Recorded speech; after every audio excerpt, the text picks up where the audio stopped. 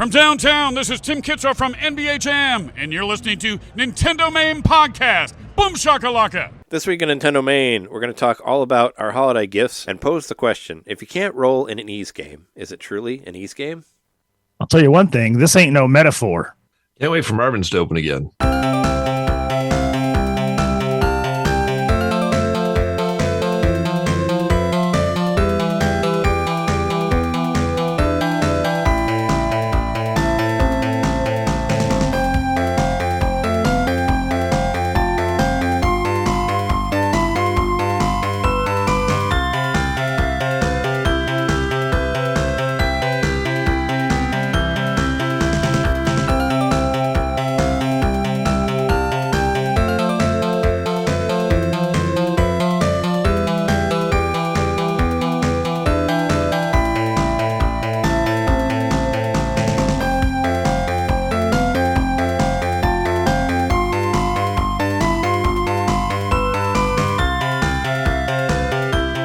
Welcome to NintenDomain Podcast, episode 453. Your place to hear Nintendo fans talk about all of the Switch news that is not coming from Nintendo, but there seems to be a lot of it out there. Switch 2 news and all that. And we're your hosts. I'm Trey 1.5X Johnson.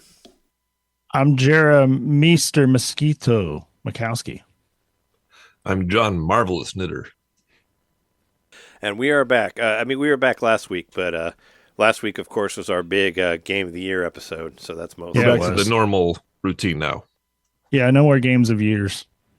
Yeah, last week was all Game of the Year stuff, so we didn't really get to talk about what we were doing in between, like on our time off or whatever. So I figured this would be kind of our catch-up episode. Plus, also, everybody other than Nintendo seems to be unveiling Switch 2, so we could talk about that too. Which is, it's pretty much out. Continuously happening, but we get to see that magnetic suction in real life, or whatever the fuck they called it. But yeah, let's start off the show as we normally do and talk about games we got and games that we've been playing. I think we got a couple gifts here from John, Jeremy, and I do. Ooh, gifts. That maybe we could open live on an audio podcast. Video, not to be confused with GIFs. Video. These are better. Yeah, I always prefer to call them GIFs than GIFs. GIF sounds like weird. It sounds like the cheap. Just don't call these GIFs. The cheap version of sounds GIFs. like you're a choosy mom, and that's what you're choosing. It's like a cheaper version of peanut butter. You couldn't afford Jiffy, so you just got Jif. But we got Jiffy at home, and it's just Jif. Anyway, we got some stuff in the mail. I haven't looked at anything. I got a couple things from John. Actually, I have it in this new. So a couple weeks ago, I mentioned about how I drunkenly ordered some physical things from Nintendo, and it's all in my new Echoes of Wisdom bag that I got from PBS style. Echoes of Wisdom tote bag that I got from Nintendo.com. You were wrong when you say thanks to players like you. You were wrong when you say there are no longer physical items on Nintendo.com, because there are a lot of them, and you can order them. There's a lot of them. Yep. I got this for free with my platinum points because I had a good. Is it pretty high quality? Yeah, it's not very big, but it's cool. It says Echoes of Wisdom. I like that it has the Zelda with the giant nose on it, like the wrong wanted poster, which is funny. And also, aside from that, I also got one of these.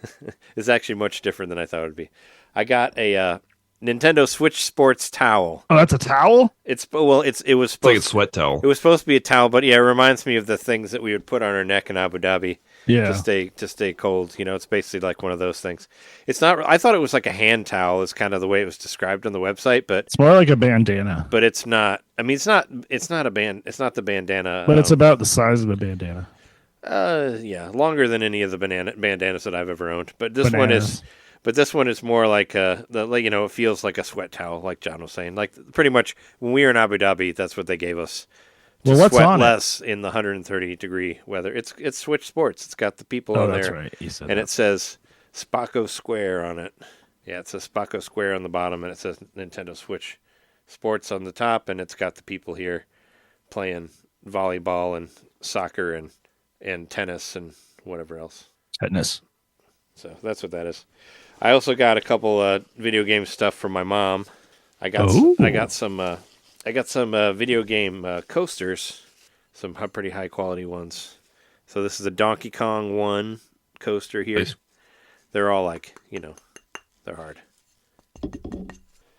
There's that. There's Donkey Kong. I got a Game Boy. Got a Game Boy one. Which crazy the game. So this is This is the original Game Boy. Made into a coaster. Right. But the game that is on the screen here is F1 Racer. Which who puts that on there? I actually have that. It's a game. random one. Yeah, F1 Race, which I think was actually it was a Nintendo made thing. But I used to play the crap out of that when I was a kid, and I still have it. But yeah, it was. I think it was actually had I think Iwata worked on it or whatever. But there's that one. I also have the Mario 1, the Mario 1 castle here. Ooh. Cool. Are these from Etsy I don't know. I don't know where my mom got them from. or that kind of thing? They're not like official products, though, are they? No, no, I don't think so. I mean, my mom, my mom bought them, so. So here's a better view here for the patrons. F1 Race. I even pointed that out. I was like, oh my god, that's the F1 Race game. Like, how random that would be on there. If I didn't know they were coasters, I would think they were pins. They're cool. I mean, they're You hold them up. they're high quality. I mean, they're Some kind of ceramic. There's one more. There's one more of them, and there's a Zelda one also that has Link with the Triforce and all the Nice. all the different sprites on the. Those are some good on the outside. some good coasters. Yeah, they're cool. I was surprised because my mom rarely gets me video game stuff, and also I got Super Mario Brothers socks. Hell yeah. Which it's like, will I ever wear these? I don't know, but I mean, I should. They'll make you jump higher. But yeah, the Mario, the official communist Mario. We got the red fire one here. So Actually, wear those next time you're doing plumbing work in your bathroom. yeah, we might. I mean, we might have to do plumbing work in a minute. So yeah, whenever I put another bidet on, which is still there, it's still working, still using it. So you're going to put 2 on 1 toilet? Sometimes I forget. Well, we got 2 other toilets, that need bidets. Oh, 3 toilets. I'd like to have 3 bidets eventually. We'll have to find powerless ones, but I've been looking around. But those are those that I got. But I also have things I haven't opened that are from John that we could open. Yeah. Yeah. So there, I just took a peek at this one.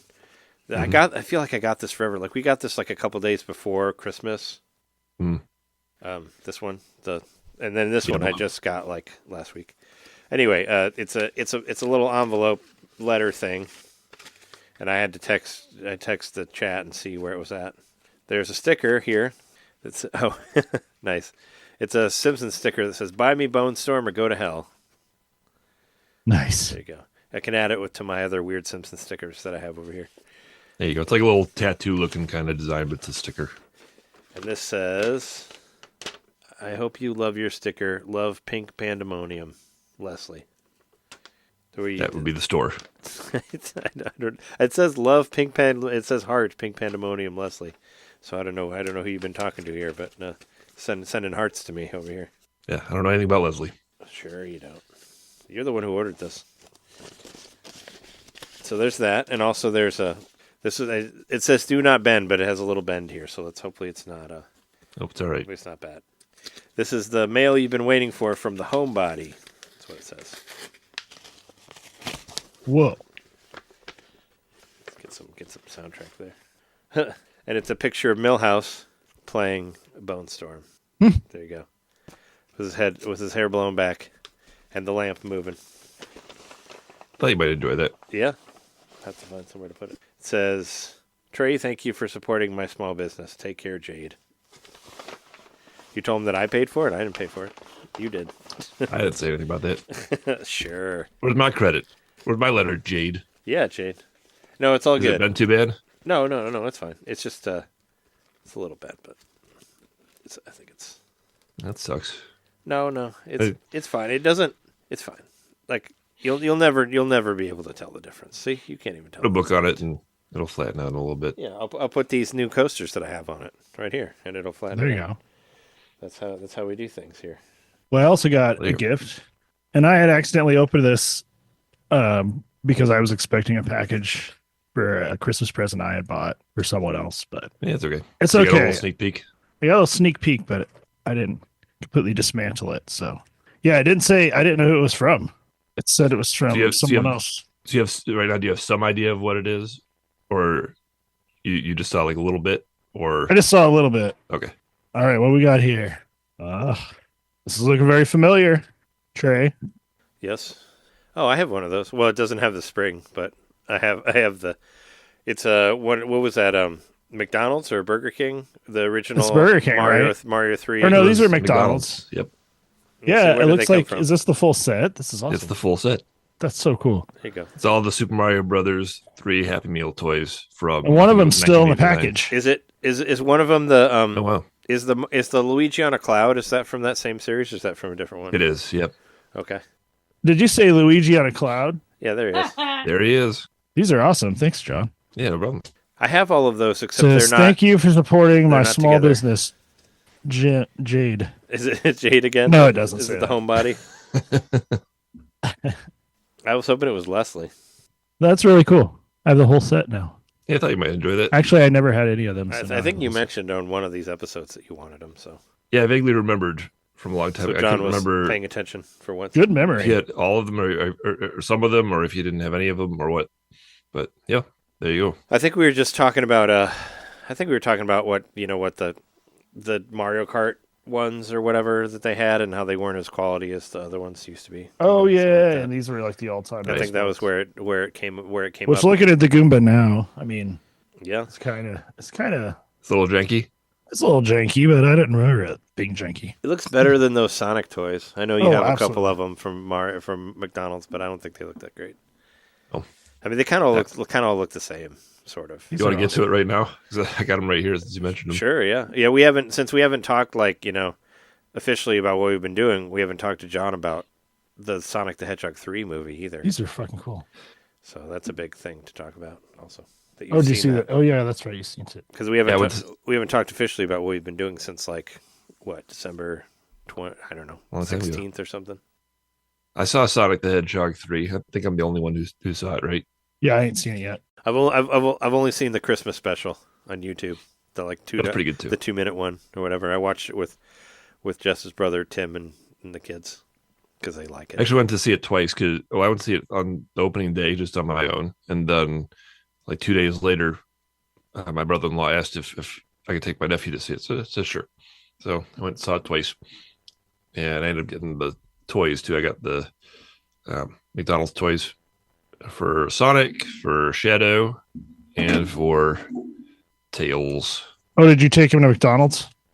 No, I just work gave me a gift certificate to McDonald's for Oh, Christmas. nice. Are No, they I gotta like go to are they equally owned between Home Depot and McDonald's or whatever, or is it just Oh, they're fully mine. No. I don't have to give joint custody for my Happy Meal toys. No. No, I mean it's weird that they a lot of people are owned by the same thing. It's like Chipotle and McDonald's are owned by the same company. Like that sort of No, I thing. thought you were asking Or because I like- got my gift card from work. Then No. I'm saying that maybe No. Home Depot is also owned by the same people who own McDonald's, and that's where you got a McDonald's thing because it was free. Because it's I don't know. it's all under the Well, same I'm gonna umbrella. I'm So you're going gonna to You're gonna I'm- open up. Okay. The jumping a toy from Koopa. 1989. Oh, the value is gonna plummet. It's gonna plummet. Yeah, It's gonna be- it's fine. It's gonna be worth half. I have that, but I don't have the pumpy thing. I just have the Yeah. paratrooper thing. So whatever. I got them from different vendors. I think. I don't know if did I get them from?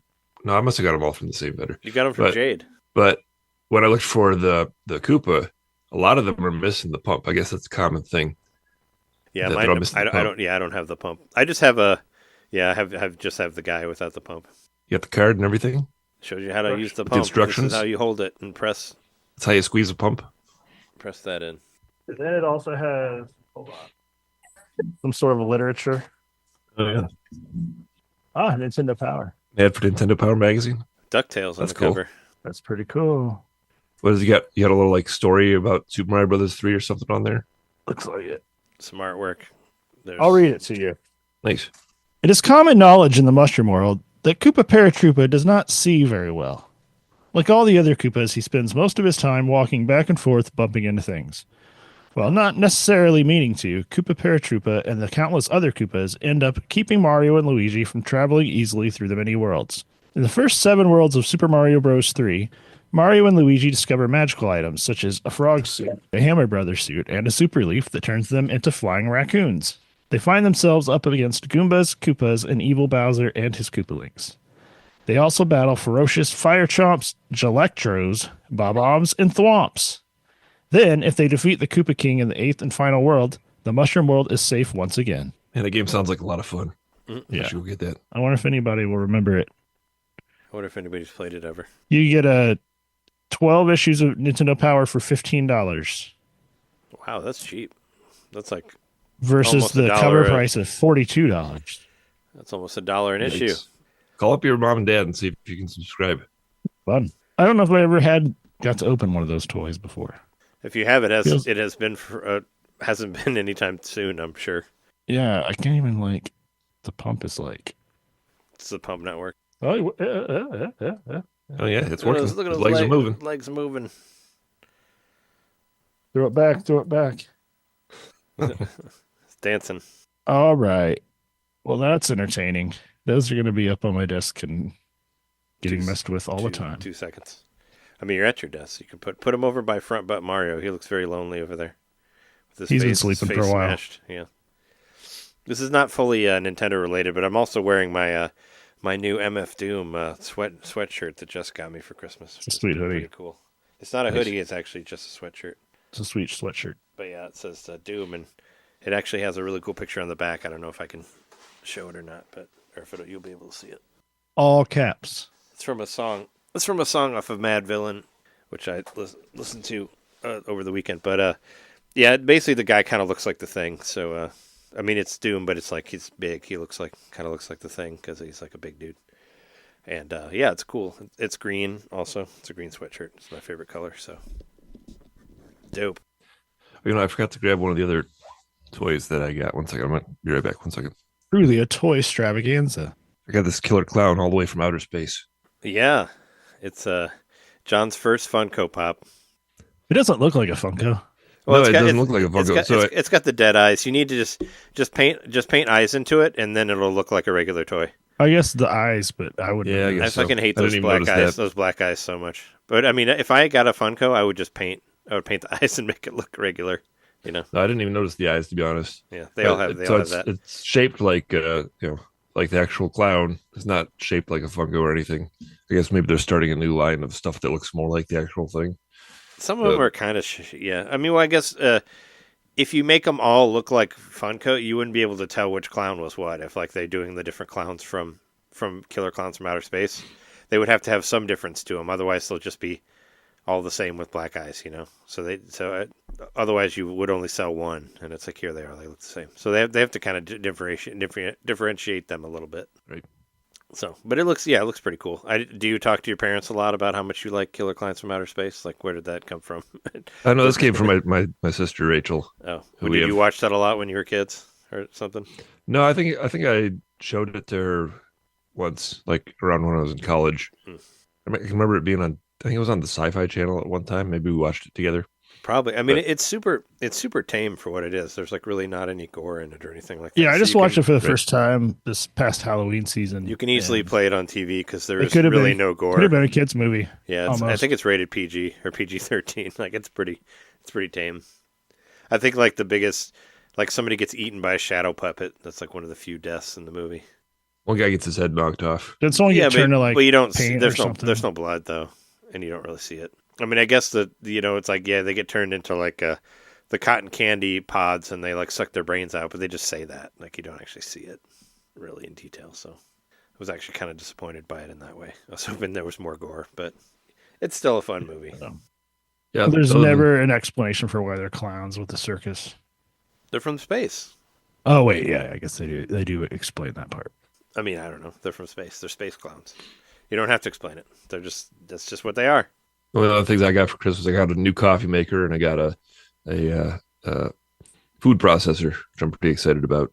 Oh, nice. It's like a nice hefty one too. It's like a 14 quart and it weighs like, I don't know, probably 25 pounds. Like it's really well built. You can make it enough hummus for a family of 8 for 6 weeks. That's right. Or, I mean, just for John to eat for like 2 months. It's probably what it does freeze. It freezes good. It's probably what you'll do. Make a bunch and eat it on your own. We got a new record player, which is pretty cool. That's nice. Oh, record players are cool. Because none of our record players were working good. Is it a new one or is it like a it's a new one? It's a new. Nice. It's a pretty nice one. That's cool. I should have bought you a new record. Oh yeah, it has a tape player too and a CD player. Well, that's cool. Exciting. Well, I think we can move on. We can move on from gifts, right? Everybody has said what they're saying about gifts, right? Yep. Yes. All right, let's go to games and stuff that we've been playing since last time. I've been. I guess I'll just go. I've been working on my Game of the Year video still, so that's really been most of my focus is trying to capture all the stuff for that. So that's why you were playing Gimmick 2. Okay. I played it for a second, yeah, just to throw it in on the opening sizzle reel. But I've just been trying to capture all the stuff, and I still got some stuff to go through. It takes a long time. Editing video takes forever, but hopefully it'll be done by next week. It's always the hardest thing to get off at the end of the year, but I don't want to not do it. But while I was playing through things, I actually played a Fading Afternoon again, which was my number 10 game of last year. And I got a car. I bought a car. I didn't even know you could buy a car in the game. Oh. In the game, I've been shot on the subway so many times, and I didn't realize that if you buy a car, you don't have to take the subway anymore. So you won't get shot on the subway. Somebody will have to shoot you in your car, which will be much more difficult. We'll see. We'll see if they can find me when I'm driving around. But no, you can go to the countryside and go fishing. I found this whole extra area of stuff that I had not found before because I bought a car, so that was cool. I found the dude. There's this guy who comes out of prison, and your mob boss, your Yakuza boss, will tell you about him. And if you don't go to the prison right after he tells you, you won't see them. And I didn't realize that until later. And I finally went to the prison and met up with them. And you have this nice little cutscene where you talk to your buddy about, how things were and whether your Yakuza boss is really trustworthy or not, which maybe that'll come into play later. But the game is still surprising me after putting however many hours into it. There's still extra stuff to do and all that shit. And it was good stuff to get recorded for the video and whatnot. You think you're going to get knifed in the subway again? I can't. I'm not, because I'm not taking the subway anymore because I have a car. I don't have to take the subway. So I should live longer. I want to. Don't do any like ride sharing or anything. Well, basically what happens in the game is there's different territories that you have to protect, and if all your territories aren't protected, then they shoot you in the subway. So I can see what happens when all my territories do not have anybody there anymore, and they all get taken over. Maybe somebody will try to put a bomb in my car or something like that. I don't know. Be interested to see how, because that whenever you die, that's the ending, and you see the credits, and you have to start all over again. So. Be interested to see where it goes from there. But coming off of our shitty game episode, which I'm almost done with. I've been editing that too. I got about 10 minutes left on it to get through. I was really trying to finish it last night and today, but I couldn't quite get there. But I did actually get some shitty mobile games for free. One of them being Rage Swarm, which I said on the episode you could get it for free on your phone, and you 100% can. If you want to play that craptastic game. Actually, that was one of the better ones.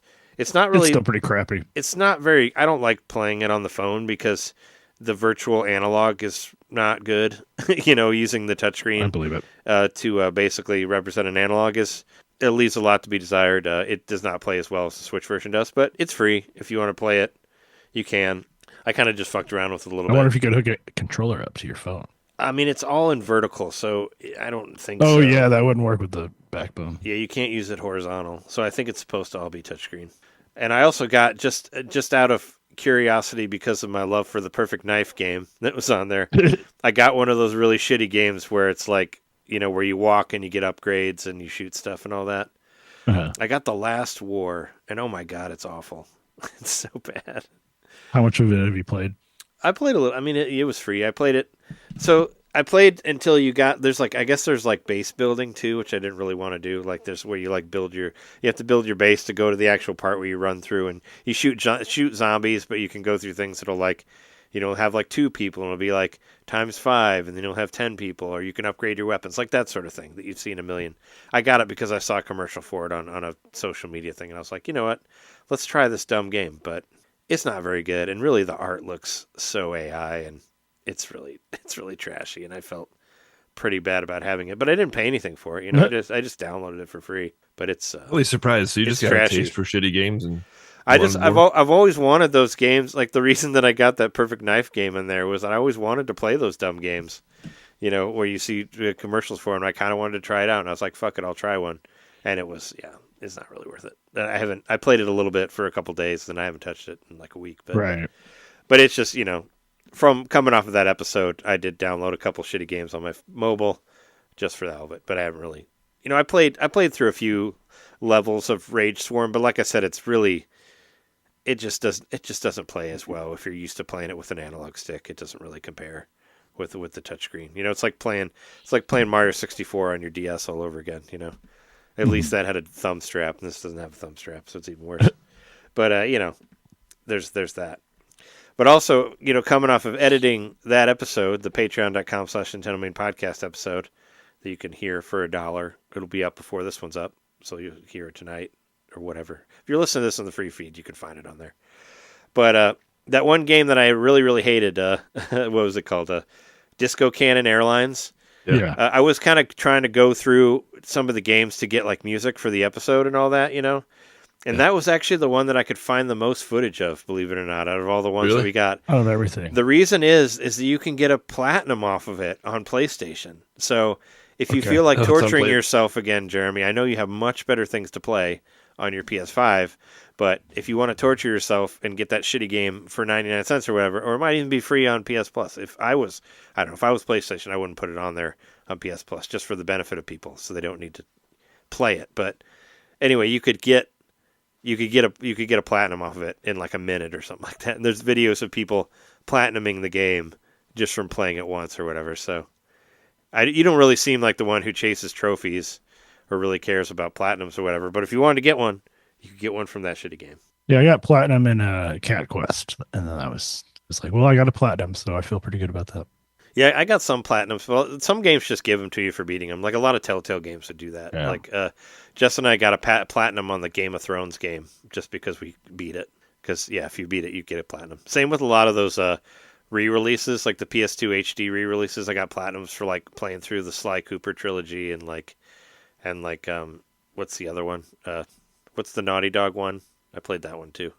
Uncharted. Something and something. No, the one that's not bad. The one that before Uncharted. It's like Max and something. What the fuck? Oh, Max Payne. No. That's not even the same company. Ratchet and Clank. Ratchet and Clank. That one. Yeah, I can't remember what those fuckers' names are. Yeah, those guys. I got platinums for just beating those games. And like whatever the really shitty one. Jack 2. I never beat Jack 2 because it sucked. But I got a platinum for beating the first one for the Precursor Legacy or whatever the fuck it's called. Jack and Daxter. That one too.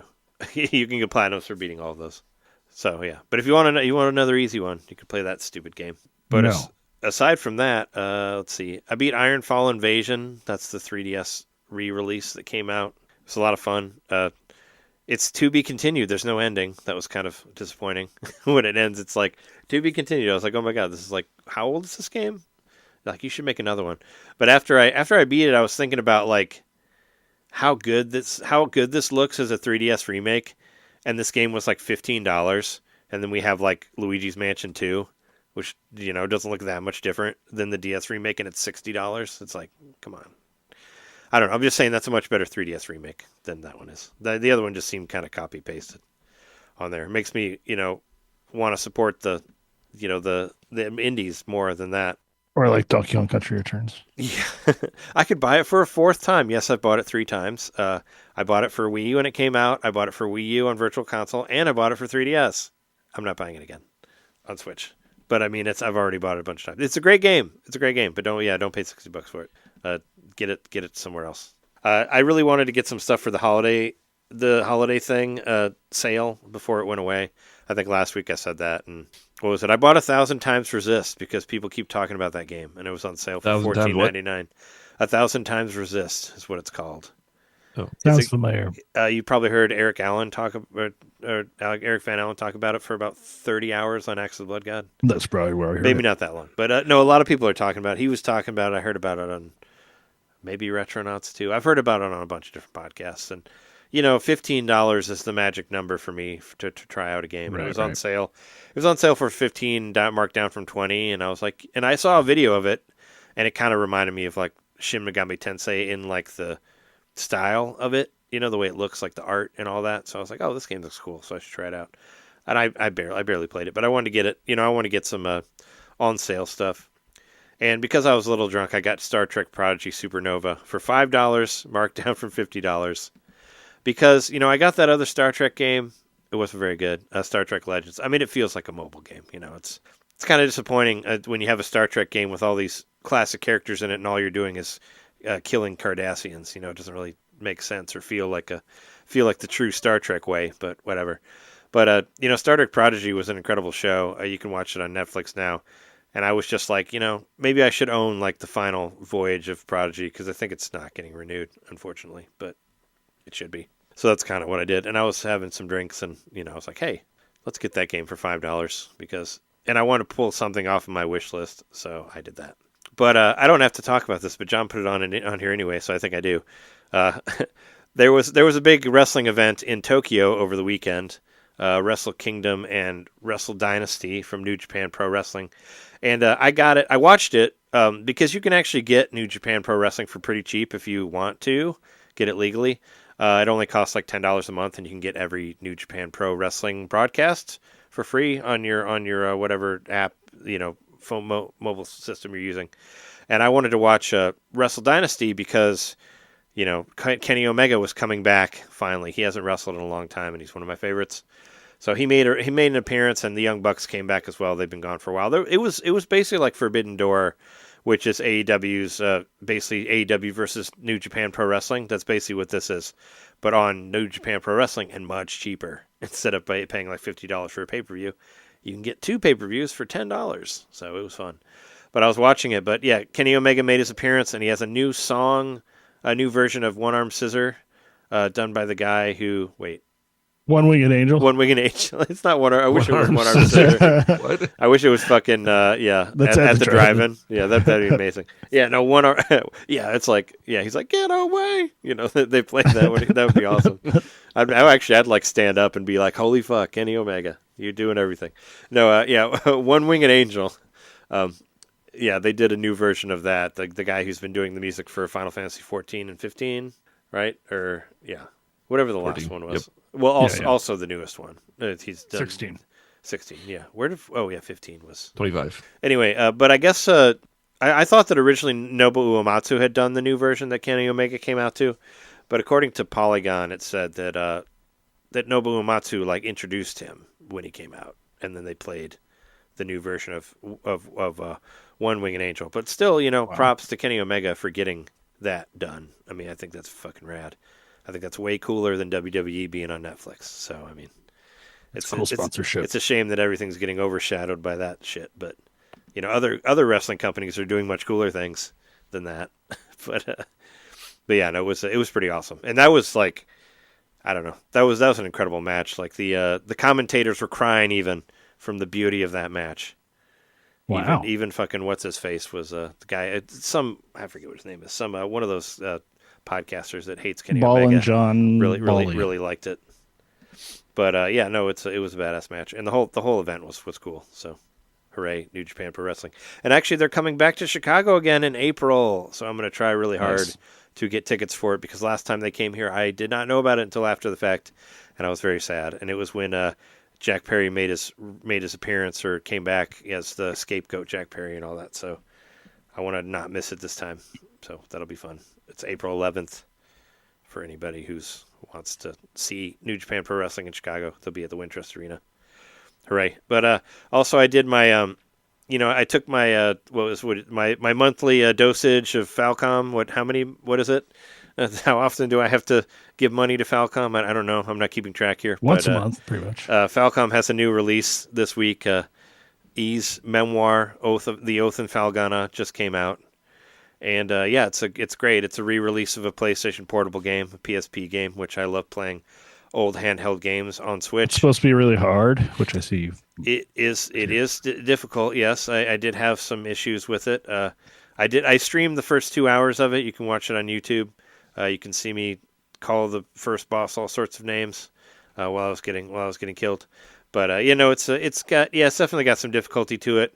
I was doing really good, but this last boss I got to, this like fucking dragon bridge thing, like sucks. Like I don't even know where to go with that. But there's some interesting stuff in it. Whenever you get killed by a boss, you get to restart, which is good. You don't have to go back to your last saved spot. Also, if you die enough times, you can lower the difficulty, which is nice, of course. You can do that sort of thing.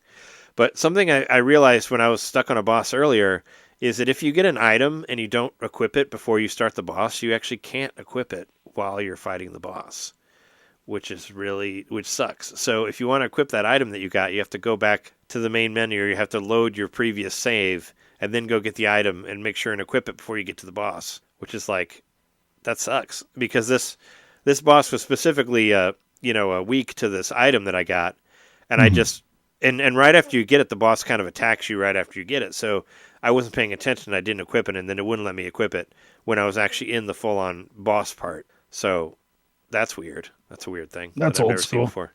Yeah, it's very old school. But I beat that one, but yeah, I got to this other one that's really fucking hard. But the game's cool. I mean, it's very much like most Ys games. You know, Dogi and Adol, they come across a town that's in some trouble, and they decide to help them out. I think it's supposed to be Dogi's like hometown, like where he grew up, because he knows a lot of the people there. When you get there, he's like, oh yeah, I wonder if whoever's there, and they're like, oh my god, is that Dogi? You're so muscular now, or whatever, you know.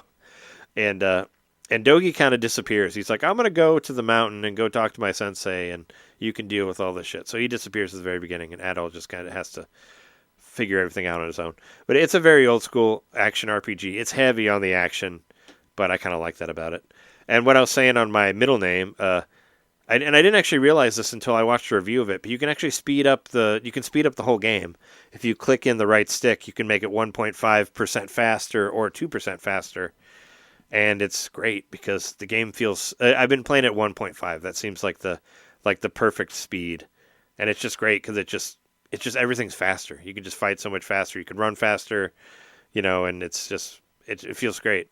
And when you die, it actually sets it back to 0, so you have to restart it again, or you have to click it in again to make it happen. But I always feel like older games don't move quick enough, and just having the ability to speed the whole game up like this is really cool, especially for an action RPG. Which I don't think I've really seen this in too many re-releases. I've seen turn-based stuff where you can speed up the battle, but not necessarily walking around and all that, like for an action game. So it feels really cool. Like I like it a lot. So that's in there. And it's only $30. Obviously, if you like Ys and you want to play old Ys games, check it out. And it runs great on Switch. I mean, yeah, it's an old PSP game, but it's like 60 frames. It's super smooth and it looks great. It's got this kind of this chibi sprite art style on with 3D backgrounds, but it's got some really cool anime cutscenes like in between. And there's a prologue too, where if you want to know what happened between Ys 1 and 2, because this is a remake of 3. So if you're playing Ys 10, this one takes place after Ys 10, but made before Ys 10, so it would fit in the timeline. Like if you beat Nordics, you would go right into Oath and Felghana. But it's cool. I mean, it reminds me a lot of Origins. Like, it's just kind of the same sort of style. And it kind of feels a little bit like a Metroidvania as to where you need to go find a thing to take you to another thing, like that sort of thing. Where you got to get items that'll unlock different parts of the map and whatnot. But yeah, it's good. It's good shit. I like going around. I have not figured out how to roll yet, which is really weird. The first Ys game I played without rolling, I guess, aside from Ys 1. But ever since Ys 6 or 7, rolling is a big part of the game. You can actually move faster when you roll in Ys, contrary to what you would think about Ocarina of Time. You actually can move faster in Ys by rolling. And also, rolling is a big dodge mechanic. And ever since I kind of started making the polygonal Ys games, you can do sort of a witch time dodge where everything slows down and all that. And that's not in this game, so it feels weird. I think Origins even had that. So that's why I was like, is it even an Ys game if it doesn't have dodging or rolling? Feels odd to me. No roll. But I'm still going to roll with it and play it as much as I can. So it's good stuff. But yeah, that's fine for me. Well, first off, I wanted to talk a little bit about a game I just started playing a couple days ago. And we've talked about it on the podcast before, but Mr. Mosquito. I've played it. Yeah. Did you? Hopefully you liked it better than I did. I didn't really care for it that much. I will say I didn't like how it controlled at first, but the aesthetic of it kept me in there. It was just so bizarre and so, I don't know, cheeky. It's a weird ass game, but it's short. It's short too. If you have the patience for it, you can beat it pretty quickly. I think I'm at level 7, and I think there's a total of 11 or 12 levels from what it shows. So something like that. I don't even think I maybe played it for a little over an hour. Yeah, I think that's about what I did too. I don't remember how long I played it for, but. And that was, a lot of that was just me figuring out how to play the game because it's so weird. Yeah, the controls are really strange. Because you're flying in a full 3D space, and you've got basically a Colossus from Shadow of the Colossus chasing you around. That's a human, and they're like trying to kill you. And they do a lot of really funny stuff, and There's they like complain about being bored constantly. Yeah, there's like mini games and stuff too that you do to dodge, right? Like different things, Yeah. like when they attack you. Like I remember that, where you have to like quick time events. you kind down. of. You have to. It's kind of weird, but I guess they had to make some sort of mechanic where you like hit them in specific pressure points that calm them down, and then that's when they like get weak or whatever, and that's when you can suck their blood.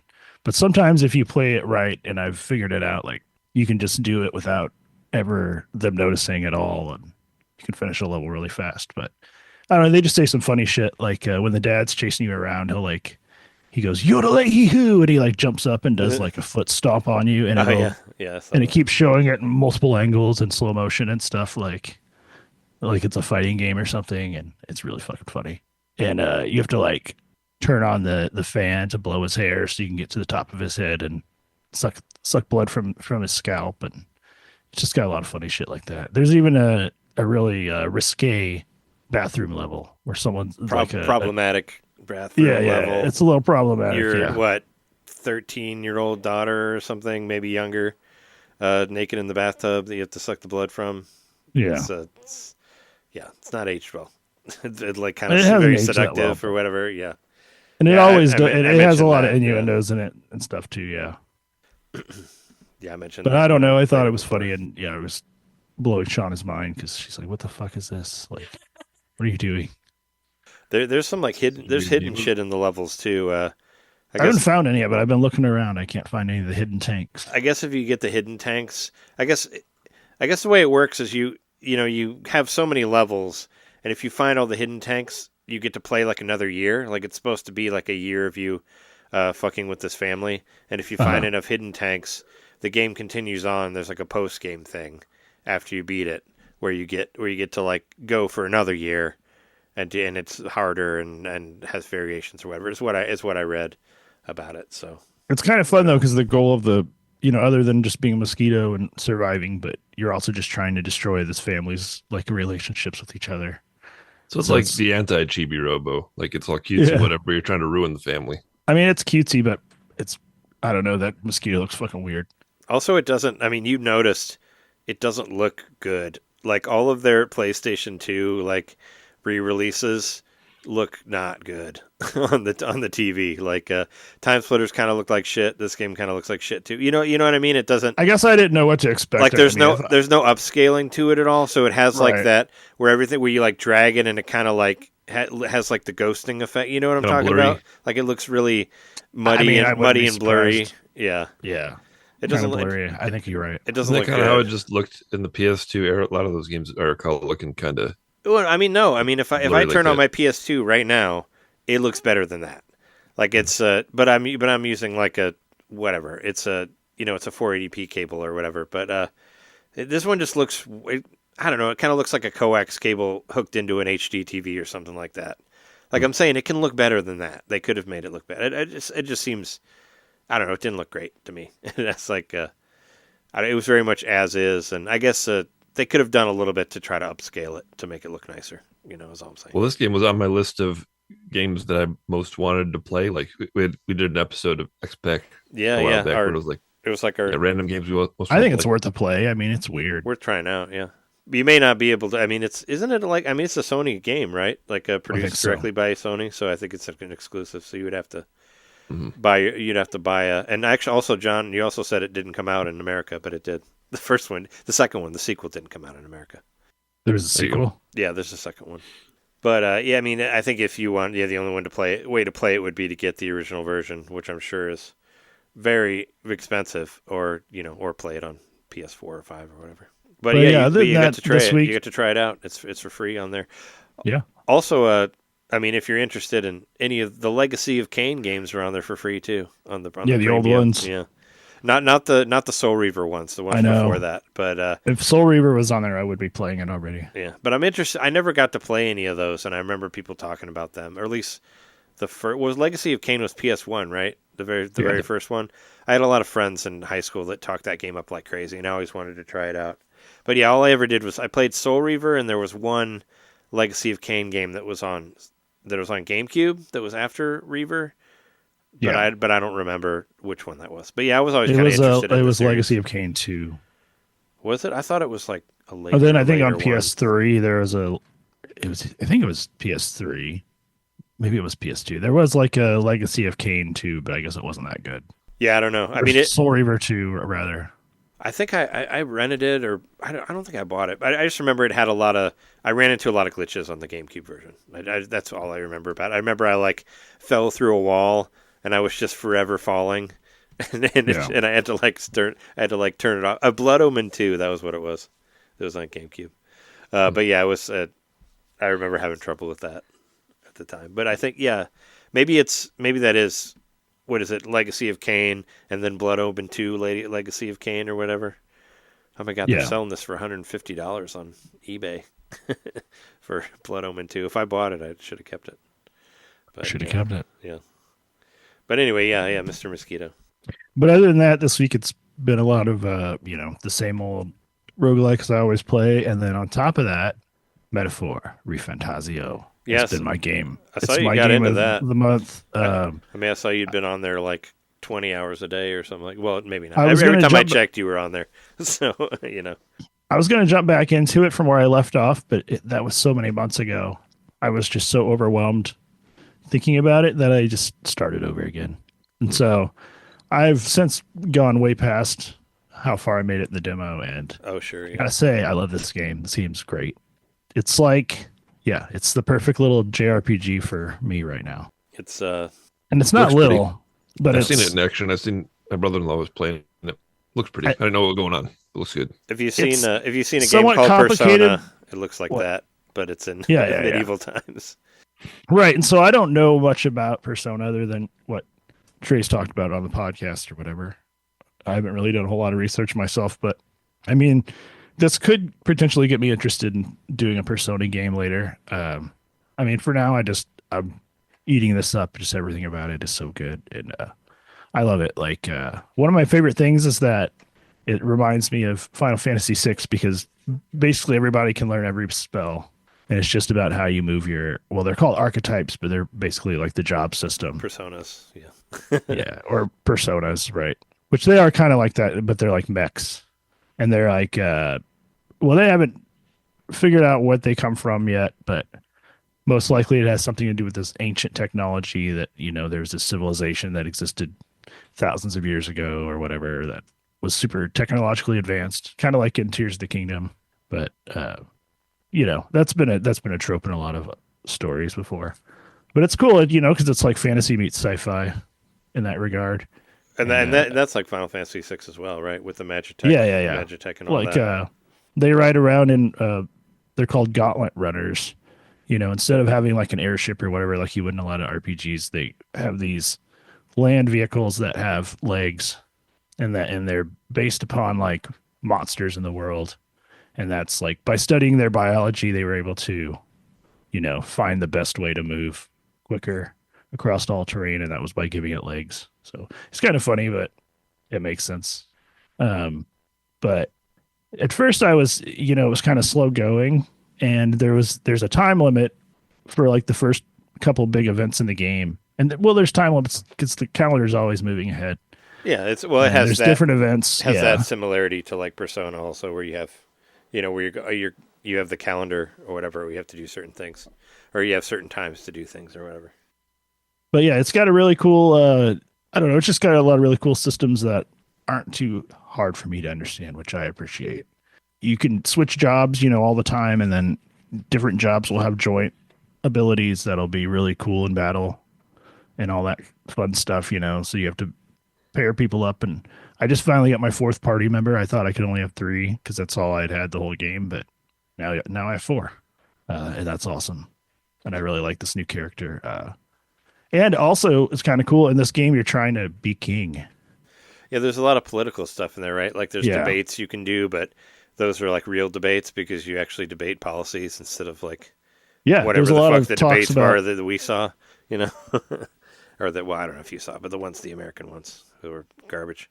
But yeah, I've literally like given a speech, like I got up on a platform and gave a speech to everybody, and I don't know. There's a lot of political stuff, but for the most part, it's just a really solid JRPG with really good dungeons and a really cool system of like basically like safe rooms that you can leave the dungeon and then come back and then continue the dungeon. Yeah, I heard that. I mean, that's a very Persona thing too, right? Where it'll take you like a certain amount of time to get through each dungeon, so you can you can go so far and then stop and then come back to whatever room you're at and continue that. But I have level. the dungeon I'm on now, I had like 12 days to beat it.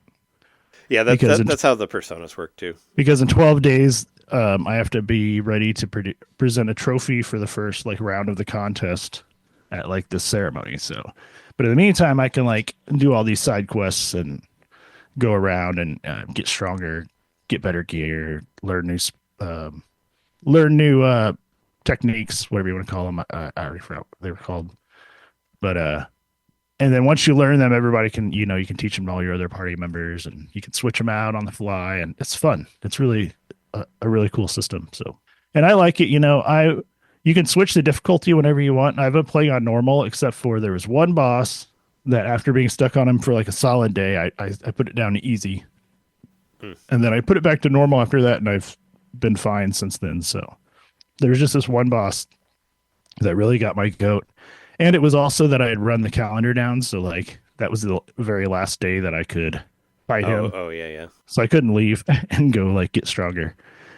So I just kind of backed myself into a corner, and I did like an alternate save file and all that stuff. And then eventually I was just like, I'm just going to put it easy. And I'm glad I did. The other thing is you can just like hit a button and it'll play automatically for you. But I've tried that a few times and it's never done better than me. Like I always play better when I control it. Oh, you mean like an auto battle thing or something? Yeah, they play way worse than me. Yeah, I never like doing that because I never trust what they're gonna do because I feel like they're gonna do the wrong thing and you end up getting killed because of it. So I think maybe one thing is that no faith in it. They don't use items, and maybe I can change that. I haven't like gone into the macros because you can sort of designate their behavior, I guess. Say like whether they should be healing or attacking. But I definitely don't want them using items if they don't have to, because items are kind of sparse, hard to come by at first. I'm finally getting to the point where I have like excessive healing items, and I don't need to stock up between battles. But for a while there, I'd like go like a couple of rooms into the dungeon and then have to leave and completely restock. And you can't just like pitch a tent and sleep in the dungeon. Like you gotta be done for the day to get everybody like back up to full health and magic points without using items. So I mean, maybe eventually there'll be more to it. But one thing that I like is that I finally got fast travel. They actually make you. It takes a while to get that. Oh, nice. When you can only fast travel to places you've been before. So, I mean, that makes sense as the way most games are. I mean, that was Final Fantasy VI was like that too, right? Yeah. Well, I mean, before that, Dragon Quest, I think, was the first one that had fast travel. But yeah, you can only fast travel to places that you've already been to. Dragon Quest 3 had that. But once you get the fast travel down, and then also the battles can go really, really quick once you get the flow of them down. And there's all kinds of cool animations and giant spells and stuff, but you can skip them and you can set the cutscenes to fast forward if you don't want to wait through them, if you don't want to actually read all the stuff. But I like all the lore and stuff. It's a really cool game. It's the coolest JRPG I've played in a long time, probably since Dragon Quest 11. Oh yeah. Like it's given me similar warm fuzzy feelings that game gave me. Are you playing it in Japanese or English on the audio? Audio Japanese. Oh, nice. Yes. I mean, you can play it however you want. I'm always curious as to what I sometimes I worry that maybe I'm missing out on stuff they're saying to me during battles, but oh yeah. 'Cause I don't know. Whatever. It depends on how you want to do it. I mean, this game is. I mean, does it feel like Game of the Year game? I mean, that seemed everybody was talking about. I was surprised it even got IGN's Game of the Year. I mean, for what it is for a next gen JRPG, yeah, it's the best one of those I've played. Yeah, I mean, it's still a even though if it's still a PS4 game. It's on both systems. It is. Yeah, I mean, whatever. Persona 5 was a PS3 game, So and Yakuza games were PS3 games forever until like the past couple ones. Yeah, I mean, you could play this if you wanted, and I actually recommend it. I can, but it'll be on Switch too, so I'll play it when it's on there. Yeah, I think you'd really like it. I mean, Atlas has already said that all of their Persona shit will be on Switch too. As far as I know too, happens. I don't think they have like romance. Like there is a relationship mechanic, but I don't think there's romance involved. Yeah. Which for the way this game is and like the way the story is, I'm kind of glad they didn't try to like shove that in there because it kind of wouldn't make sense. I don't think in the way this story is laid out. Yeah, for sure. No, I would definitely want to play it at some point. I mean, I figured I'd either get it when it was really on sale for PS4 or just wait for it to come to Switch too. Which I guarantee you, whenever Switch does get announced, it'll probably be a launch title or pretty close to it. Oh yeah, I bet Elden Ring because Atlas already said that they were planning on putting Persona 3 Reload and whatever other shit they make on Switch too. So I mean, it'll happen whenever that happens. And we finally got like Persona 3 and 4. Well, I guess Persona Portable 3 and 4 and 5 on Switch. So they'll all end up. And SMT5 was an exclusive originally. So we'll see all that stuff on Switch too whenever it happens. But yeah, I've been messing around with just some of the random stuff on PlayStation. I don't know. I'm trying to remember what the game's even called because it was a couple weeks since I played it. But it's the fashion one, but it's like a 3D adventure game. Do you know what I'm talking about? I no. What do you mean? What else do you do? Like, is it like you get outfits? Oh, and they're like magical dresses and outfits, and you can like. You're a fashion designer, but in this game, like all the heroes of the story are fashion designers. Was it like Style Savvy, but it wasn't that? Like, was it like a spiritual Infinite successor? Infinite Nikki. Oh, I don't know what that is. Oh, well, it's free to play. And as far as I can tell, I probably put an hour or two into it, and I haven't had to spend any money on it. Nothing in it has happened, and it's a fully 3D game. It looks really pretty, and like instead of getting power-ups from like stat boosts or whatever, they're in the outfits that you wear. So it's like armor, but it treats it more like fashion because it's sort of like the whole world is sort of fashion is like the supreme magical power or something like that. But it's a fun game. You should try it out if it's on PS4. It's free to play, and it's like an open world 3D adventure game that's like a collectathon, and there's all these little like bonus levels and stuff. It's kind of cool. Yeah, that's about it for me this week. Yeah, I think it's PS5 only. But whenever I get a chance to play games for fun again, I'd like to go back to my Game of the Year stuff and finish those.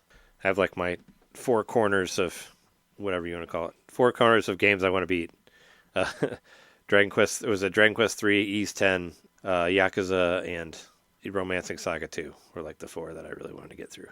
Like I think after this one, after I'm done with Metaphor, I might. Were like my favorite ones that I didn't beat or that were on my favorites. So now I have both of Felghana too, but apparently it's not that long, which is great because I don't need another long game. I'm thinking about going to Ys 8 after this. Because it's free. Because I already have it, yeah. Or it's already on my PS5. I just haven't like started playing it. But yeah, that's a good one. I hope I don't hit a wall in this one because I really like it. And well, even if you do, you can turn the difficulty down, as you said before. That's true. So that's good. I mean, I like that. Because sometimes it's too annoying to just try it over and over again. Just turn it down a little bit and just try to get through it. Or like on my video on Oath of Felghana, for that particular boss, I just left and upgraded all my equipment and came back and destroyed him in like 2 seconds. So I mean.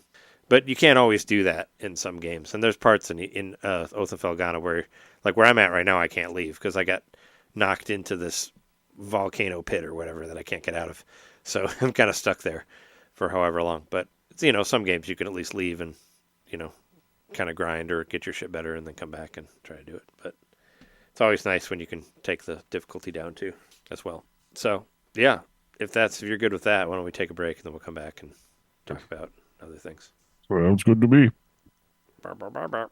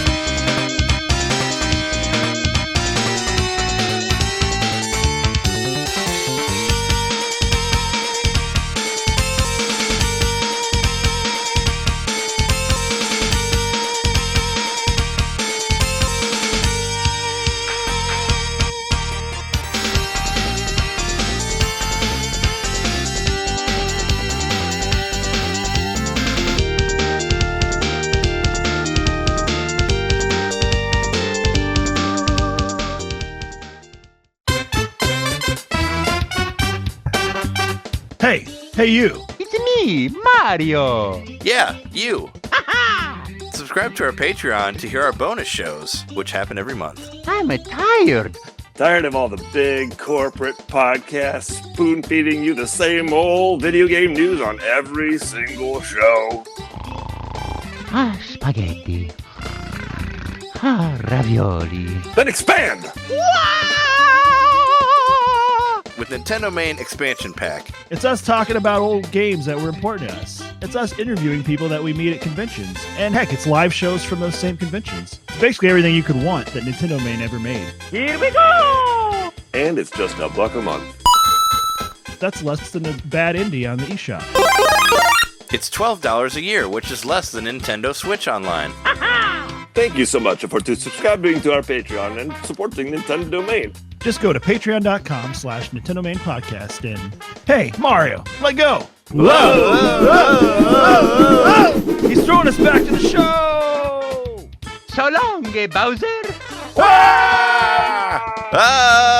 Patreon.com/NintenDomain podcast. Game over.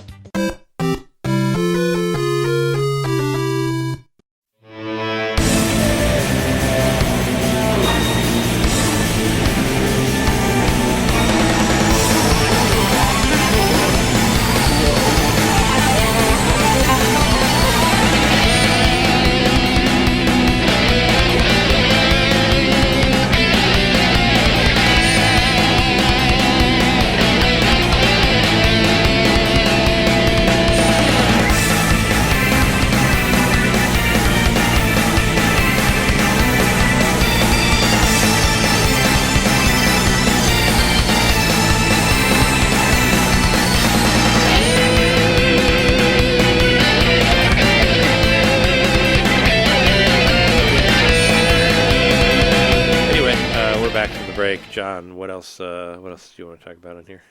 Well, for Christmas, my family went to Marvin's Marvelous Mechanical Museum. Oh, your family went? I thought you just went by yourself. Nope, I went with the whole family. Oh, cool. Just because, Marvin's was closing. It actually closed on Sunday. They're relocating to another spot across town. And so I wanted to go see it because I've only ever been there one time. I went in high school.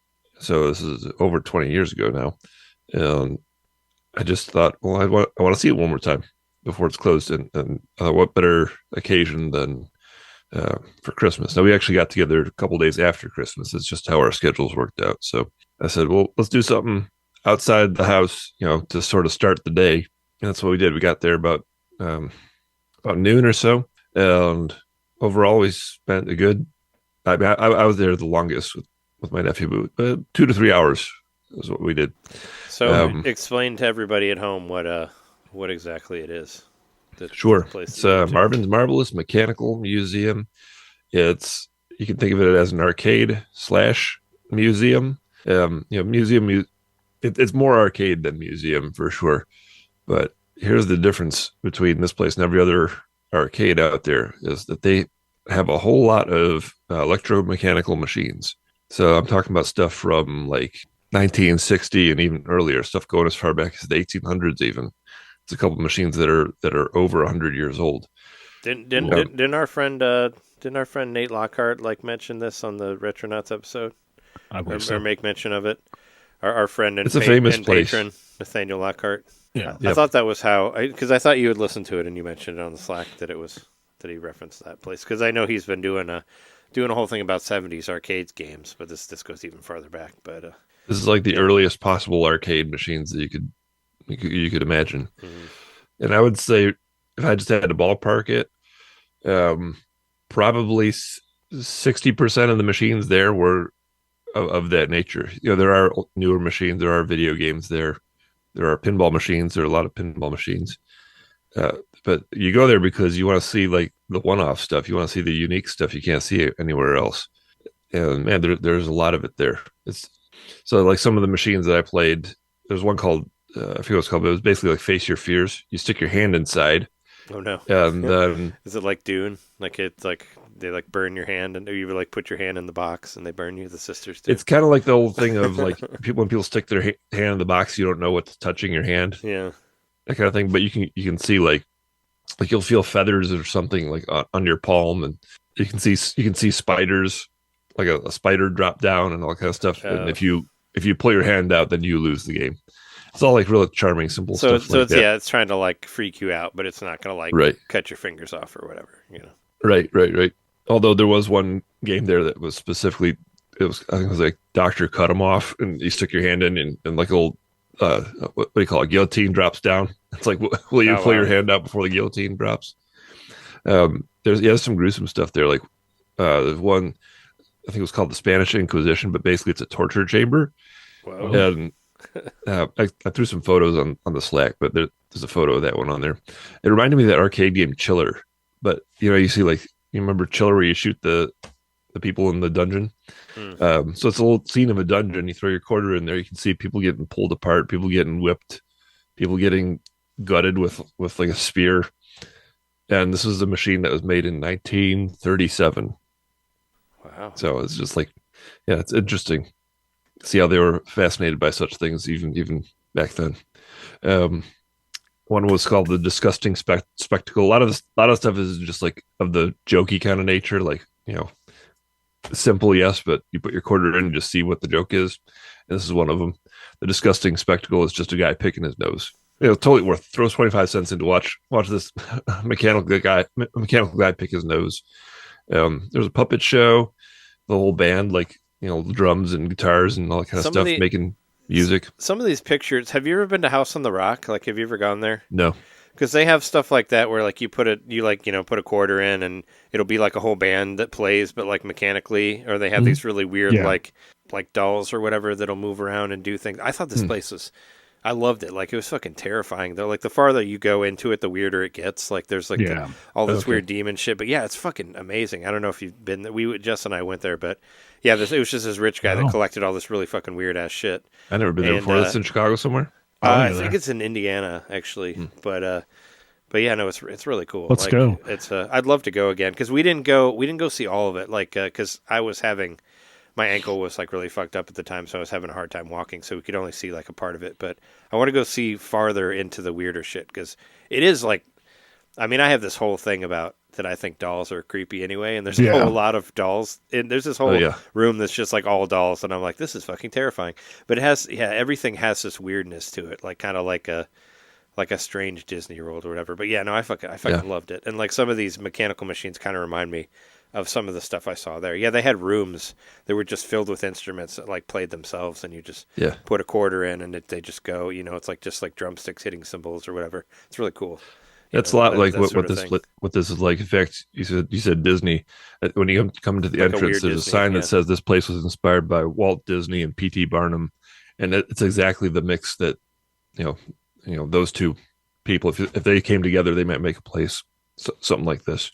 Like you see, just like circus iconography all over, and it's all noises and lights happening all over. And the most amazing thing is that this is in a strip mall in Farmington Hills, Michigan.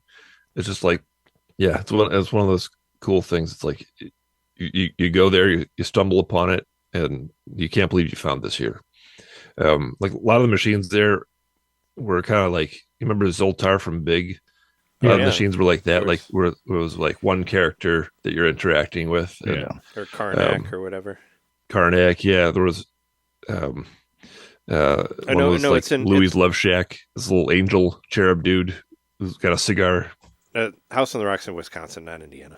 But we did Wisconsin. Go there. Yeah, I didn't see all it. So when I was at the Pinball Museum in Vegas last year, actually like right at a year ago, I saw a machine that looked a lot like the old King Cole one, but I think it just had like two puppets, and they would kind of dance, and then there was like a TV, and it would play an episode of like a 2-minute clip of the Flintstones or something like that.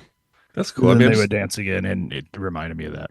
It's so interesting. It's just like somebody had the passion and the know-how to make this machine, do this sort of novelty thing. Like, it's not going to entertain you for hours and hours, but it's well worth a quarter to put it in. And see, automatons go back like really far. Like clockwork automatons are there's like ones that are hundreds and hundreds of years old. Oh yeah, yep. That shit is fascinating. I mean, it all leads to this electromechanical stuff.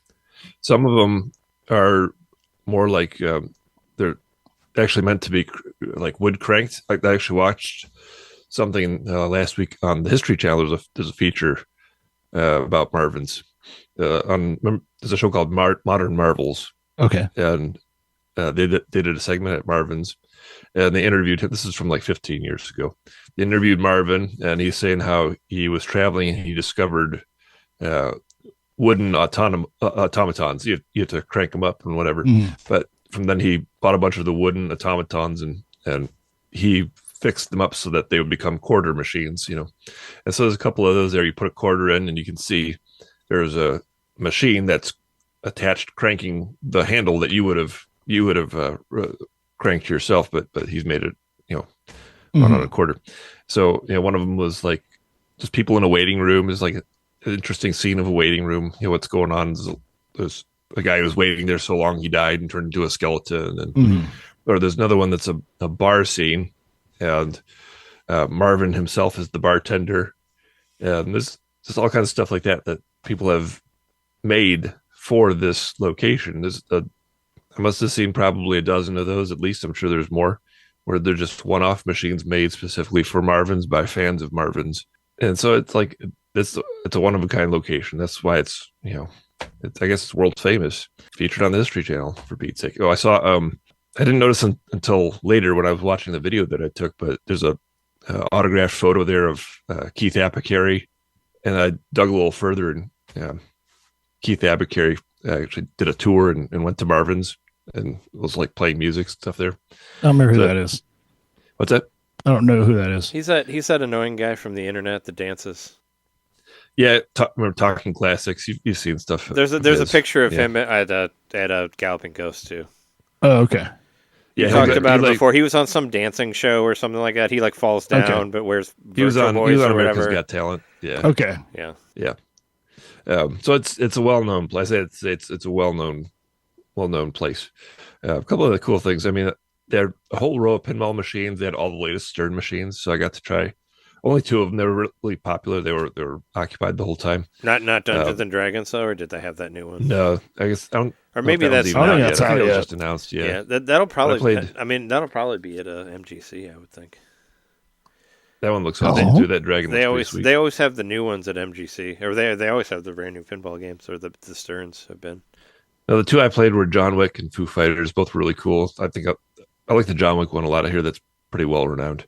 I played Taiko Drum Master. They had the giant arcade Taiko Drum Master. That was cool. I saw that. Yeah. Tank. Remember that one that was on Wii U? Yeah, it might be on Switch the arcade too machine now. I don't know, but That's I do. fun. Yeah, I remember it being on Wii U.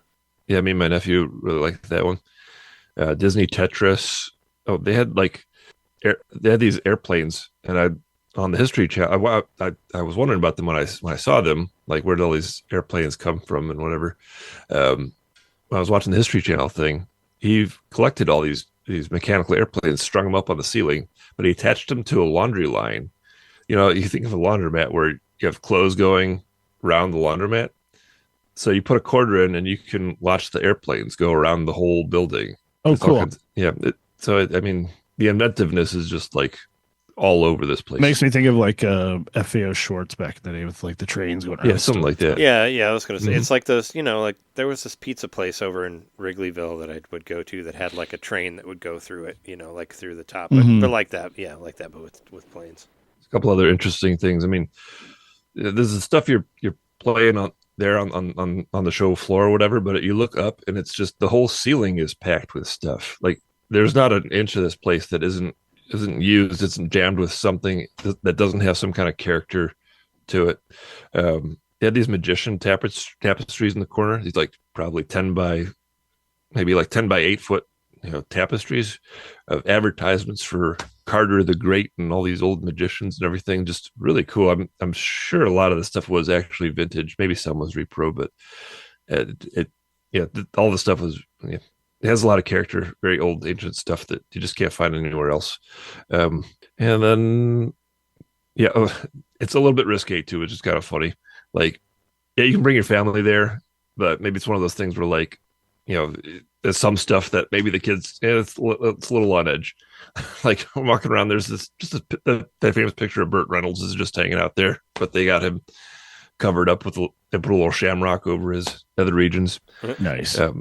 Yeah. It's Is he kinds of on the stuff bearskin rug or whatever? on the bearskin rug. Yep. Yeah, Yeah, I so I don't know, would it definitely just- like to see this place. Like it looks very It's great. I mean, it's closed temporarily, but on their Facebook page they said, we don't know when we're going to reopen, but follow us on Facebook. We'll keep you posted and all that. You said they have a location. They just don't know when they're going to reopen. Yeah, they're Okay. locked down for the new location. They've got it, and it's Are 3 they- times the size. Yeah, let's say of they're making it the current bigger, one. right? I'm sure They're making it it's a much bigger, place. yep. Yeah. Do you So- know when it was opened, like originally? 1990. Okay. Wow. Yeah, so it's been around for a long time for an arcade like 30 this. years. Yeah, I would think it would be older. Almost 50 years. Oh, wait. Almost 40 years. I would think it'd be older than that, than 1990. I thought it was So new. too. I was kind of surprised. I thought maybe it'd been around, since the 70s or something like that. But I guess he, later in life, he was a pharmacist. He owned a pharmacy, and later in life, his wife said, "You got to get this stuff out of our house," because he was just collecting it in his house. So they opened up the arcade, and that became their thing. That's pretty neat. Yeah, whenever it opens, I'll keep you guys posted, but it'd be worth it to make a trip out here just to see it, because it was fantastic. I loved it. They need to do another History Channel thing and hire me to work on it, and then I'll come in there and see it. Sign up for the Facebook page. I've worked for Actually- the History Channel before. I'll be best boy they, group. they know me. I've been on their. I'm on their payroll or whatever. I've been on their payroll for various shows. Well, it turns out they're actually making a documentary about it. Oh, cool. Because one of the last posts before they shut down was to say, if you've got a story about Marvin's, come on by the arcade on such and such a date, and we're going to film you talking about the arcade. So I'm going to look into that. Maybe you could get on this film project. Hmm. I'm sure it's going to be about the closing of the arcade and the reopening of the new one and all that. So Maybe the history. Yep. The Sure. history of the history. They probably can't afford me, but I'm sure they already got their people lined up for it. other than that, on Christmas, the other thing that we did was we played Who Pressed Mute on Uncle Marcus. You mentioned that one before. I don't remember how it. It's like Is this a board game? it's a It's a game. It's an FMV yeah. murder mystery game. It's Okay, like it's on the it's like kind of like Jackbox, sort of, right? But not. Not really. So it's an FMV murder mystery. Do you? I mean, do Where you the use like your phones to control it? I mean, don't I use thought it your was phones, kind of no. like I thought it was kind of like that Rift Tracks game that we played, sort of. No, it's not like that. No. Okay. You just it's the premise is that your surrogate, your character, Abby, she's getting on the Zoom call with her family. I guess they do like a family Zoom call every so often, and they play a quiz game on their family Zoom call. Well, come to find out, before the game starts, your uncle contacts you and says, Abby, I've been poisoned. I'm dying. And it was somebody at the family meeting the last time we all met up. They poisoned me. And so you have to, on this Zoom call, figure out who poisoned Uncle Marcus. And he, time is ticking. He's going to die in the next 30 minutes, unless you can figure out, who it was and what's the antidote that he should take to save his life. So that's pretty good setup for an FMV game. I think it might be, blanket statement, but it might be the best FMV game that I've ever played, because you can replay it over and over again, and you get something new every time. Just the setup is really strong. The performances are really good. These are like professional actors. One of them is he played David Wallace on The Office. It's just like good performances, and everybody was watching. So I say my whole family was playing, because I had the controller, but I was kind of like taking a poll on what we should do, at every decision point. And so everybody was jumping in, giving their opinions, and I was just kind of the guy pressing the buttons, which was a really fun way to play it. We had a great time. Played it for probably 2 hours, I would say, and we didn't even end up solving the mystery. Like it's got some depth to it. It's not just a simple, like some other FMV games you play, 30 minutes, 45 minutes, and you're done. You burned it. You have to deduce who the killer was by talking to every character and listen carefully to their details and comparing against the other characters' details. And it sparked a lot of debate amongst us all. And there was probably 6 of us. How many were we playing? Maybe 5 or 6 of us, including the kids, all chiming in and trying to give our opinions. It was a lot of fun. And we didn't end up solving the mystery, but we'll get there at some point. You can save it too. So, unlike some other FMV system games. is this on? Switch. It's on Switch. It's on. Oh, okay. It's on everything. Yeah, it might even be on PS Plus. Well worth it. And I think it's often on sale for like $10 or something. Yeah, if you're looking for a fun group game, this is a good one. I never really thought of it as like a multiplayer game. I didn't think of it that way either. I mean, I bought it just because I like those kind of games, and I had an interaction with the main actor, with Uncle Marcus, and it's like, oh, it's the guy that I met at the IMAX one time and had a good conversation with. Let me buy this game and see what it's all about. So I played it, and I was like, I bet this could be fun to play with a group, and it was. It actually works really well as a group game. Yeah, it's pretty cheap too. I think it's like $12 or something like that. I think that also $12.99. You can on Switch and PS5. So like I say, you can save it. So if you didn't have time to finish it, you can save it, play it later, which we intend to continue on and solve the mystery. But I believe that if you start over again completely, that certain elements of it change. So there's a replayability factor, which is kind of unique to these games. Like I've played it before where the poison was one thing. I determined what the poison was. I wasn't able to save Marcus. But this time around, the poison was a different thing. Oh. Like Clue. Yeah. Like different murder That's what I was weapons wondering. or whatever. Yeah. Yeah. So there's some replayability to it, which is cool. But yeah, that's it for me. Did you I don't think you actually talked about what you thought about Sonic 3. I think you just said that you went. I mean, you saw it twice, so you obviously liked I it, did. right? No, I liked it. I think I agree with the general consensus, which is that this is the best of the 3 movies. It's pretty remarkable, but 3 movies in, I think they got better and better. And I did like, obviously I hated the first one. I liked the second one. And I think I would say I really liked this one. Yeah, especially as a fan of Sonic Adventure 2. Like if you're a Sonic Adventure 2 fan, and there's a lot of people like that out there who, among the Sonic games, really like Sonic Adventure 2. This one does a great job of adapting that story. There's stuff from the game, from the plot of the game, that makes its way over here. Oh yeah, because that was they changed things up a little bit, but that was like Shadow's debut was in Adventure 2, right? Because Shadow wasn't on Mega Drive or anything like that, right? Previously, Shadow's debut was Adventure 2, and they follow elements of his story like really, really well, pretty much identical to the game. And there's lots of little Easter eggs and all that, but the whole thing isn't about Easter eggs. It's actually just a pretty good story. I'm not going to call it great or anything, but it was really, I would say it was really good. It was fun. How much is Marston in it? It's like, is he still in it a lot? Like comparable to the second one. Does he still go to Hawaii to get married or whatever? Or they pretty much do the same thing as they did in the second one, where it's like, okay, blah blah blah. See you later, Sonic. Bye, and then he disappears, but then comes back at a later point in the movie. Well, I would say probably got the same percentage of screen time as number 2, which it's been a couple weeks since the movie came out, so I think people who really wanted to see it, have seen it, and so I'll say something. If you don't want to hear it, skip ahead a few seconds, I guess. I mean, I already know who shows up in the post credits. If that's what you're talking about.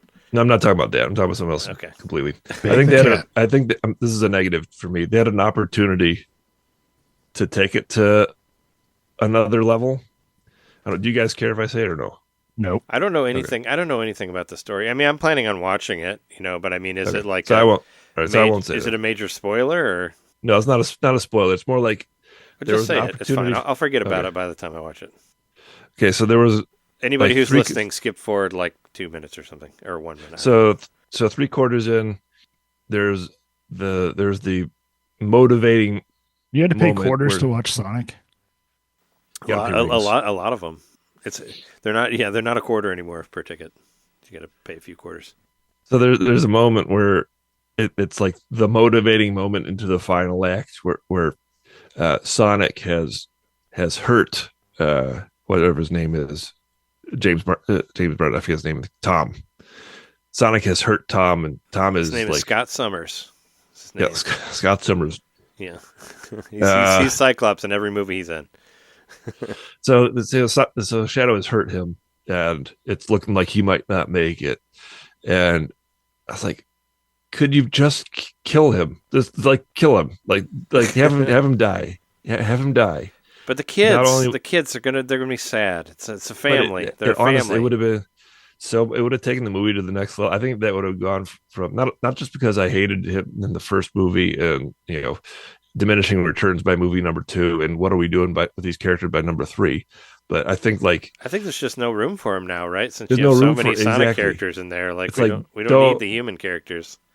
Like, take that opportunity to actually kill him, this character that Sonic loves, and use it as a character. You were saying that last Sonic movie. Get it to let him use it. It can be his reason for going on or whatever, since he lost his right. That can carry us through movie number 4.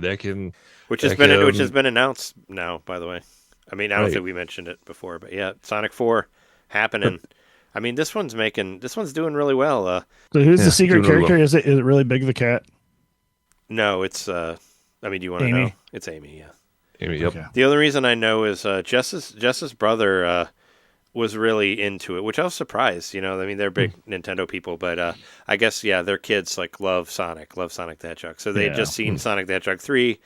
We watched he showed me the Ranking Bass claymation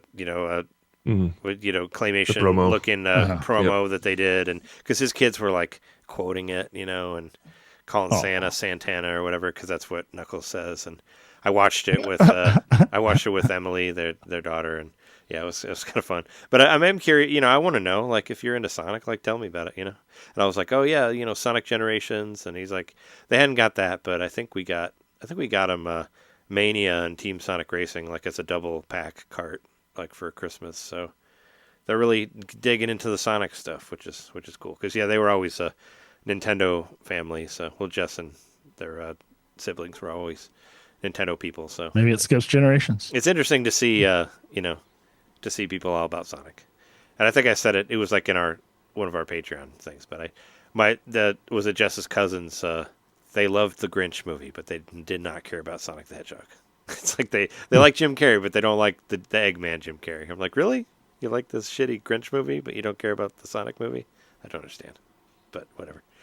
But yeah, no, I mean, I'll watch it. I imagine it's going to show up on Paramount Plus pretty soon. I think they've already said that it's going to come to streaming pretty quickly, and probably Paramount in 30 days. Not that long after that. Yeah, they said it'll happen before the end of January at least, to purchase. So I imagine it. I mean, because I watched 2 on Paramount Plus, because I think that one showed up there pretty quickly. So yeah, I'll watch it whenever it comes out. But yeah, no, I mean, I liked 2. I thought 2 was fun, and I watched it on a whim just because I already had the service, and I saw 1 in the theater, and aside from the 4D stuff that sucked, I didn't really care for it. I didn't think it was all that great. So, but I mean, but it's it's nice that people last year was the year of Shadow, as they say, and I'm still planning on getting Sonic Generations X Shadow whenever it becomes cheaper. It hasn't really gone on sale, which means they're still selling a lot, and I love seeing Sonic the Hedgehog 3 defeat something as stupid as Mufasa, the fucking live action Lion King prequel. I saw that one too. You went to go see that shit turd movie, really? Yeah. I went to see it because your family wanted to see it. Well, I was babysitting my nephew, and he needed to get out of the house, and literally there was no other family movie that he hadn't seen. So I was all right, I guess we're going to see Mufasa. I would have gone to that too. So I thought maybe you'd take him to see Sonic again. I'd already seen it twice. So but he might want to see it. I don't know. When you're that age, you love seeing movies. I'm kind of worried. Maybe I should see it though, because I'm seeing The Lion King on Broadway next month. Oh, so you know the story? So you know what's happening? Yeah. So I can get caught up, because this is Hamlet -1, right? I think you can watch Kimba the White Lion for free on YouTube too, if you want to see where we borrowed all their stuff from. If you want to see the original hero lion character that they ripped off. And they actually, or so just it's funny you mention that watch 'cause Hamlet or something. The enemies in this, the enemies in Mufasa are all white lions. Yeah. It's a pack of white lions that's chasing them down. That's just all I can think of is Kimba, the white lion. All right. I guess if you really want to know how Scar got his scar, go see this movie. But other than that, it was Before that, he was just nameless lion. Yeah. I don't know. Did he have a name before that? Was his name like Jeremy? He did. I forget his name. I forget what they named him before that, but they don't call him Scar until the end of the movie when he gets his scar. His name was Bill before that. Yep. Just Bill. Yep. Bilbo Bilbo the lion. Bilbo Laggins. Yeah. Sonic 3 was good, and I read an article which I agree with. One of the reasons it's good is because I think they actually took the voice acting seriously. Like, I mean, they should. They got a fucking stacked cast there. They got like Idris Elba and like Keanu Reeves now. Like, like his performance was really good as Shadow. Like, Keanu gets flack for sometimes people say he's a wooden actor or whatever, but I don't know. Watch him in this movie, and he does a good job. It's different than just putting John Wick in a Shadow costume. He's got a little bit more dimensions to it and all that. And then they cast the actual actress who plays Tails as Tails, so cool.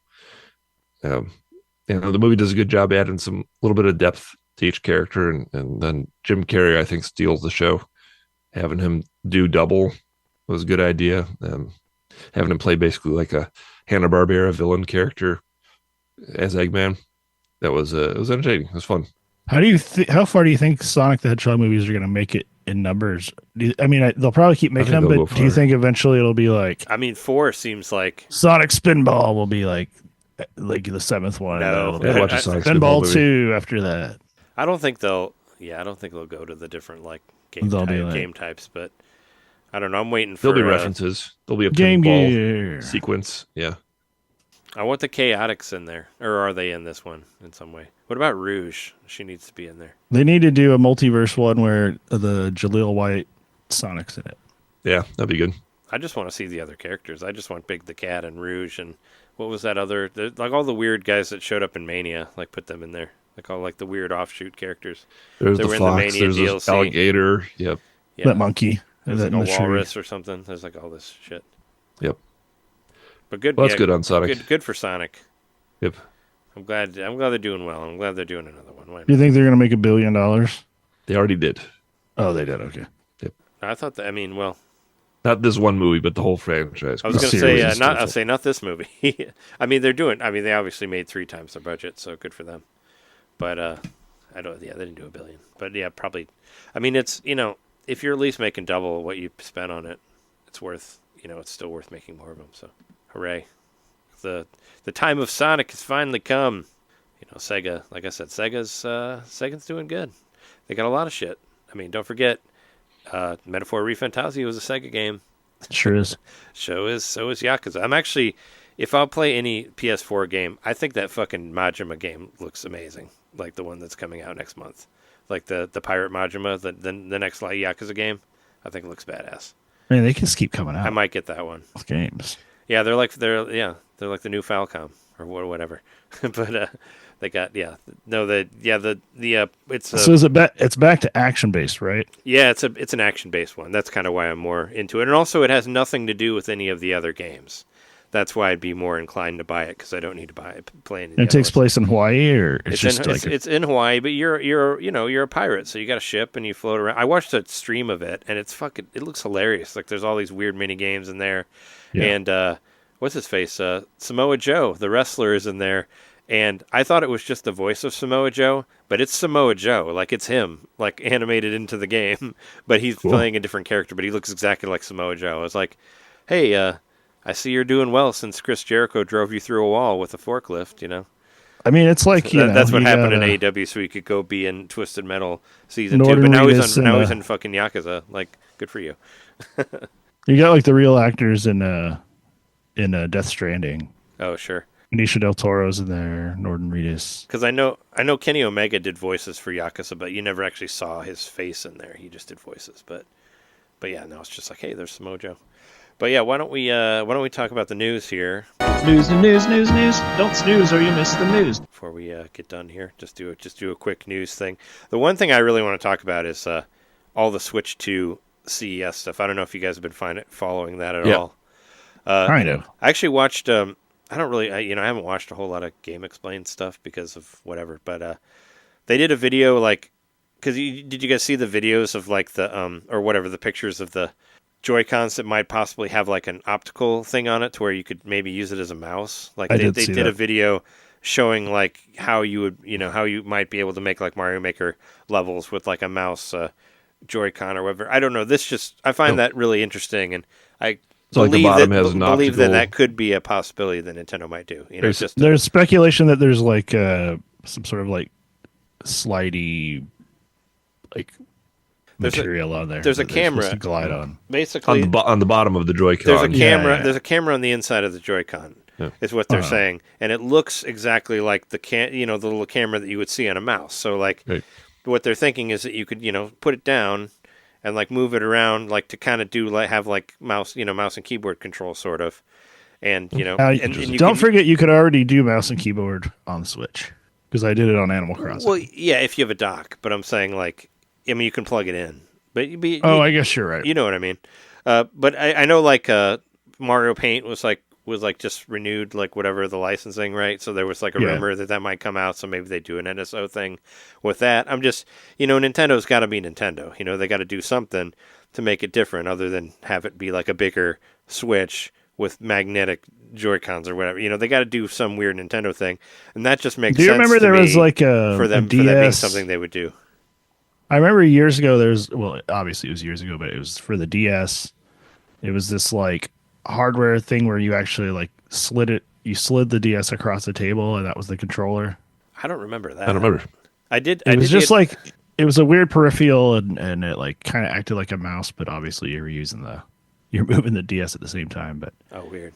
Yeah, no, I don't. I remember that. I remember that being like one of those weird experimental things they thought about doing with the peripherals. Yeah, but I mean, what the fuck is happening? I mean, what's going on with Nintendo? That they're just like, they're showing all this shit, and Nintendo's like, hey, Donkey Kong Country returns. Like, hey, look over here. Like, I thought maybe we'd get some sort of mini sizzle reel or something like that, since everybody is seems to be showing whatever they have of Switch 2.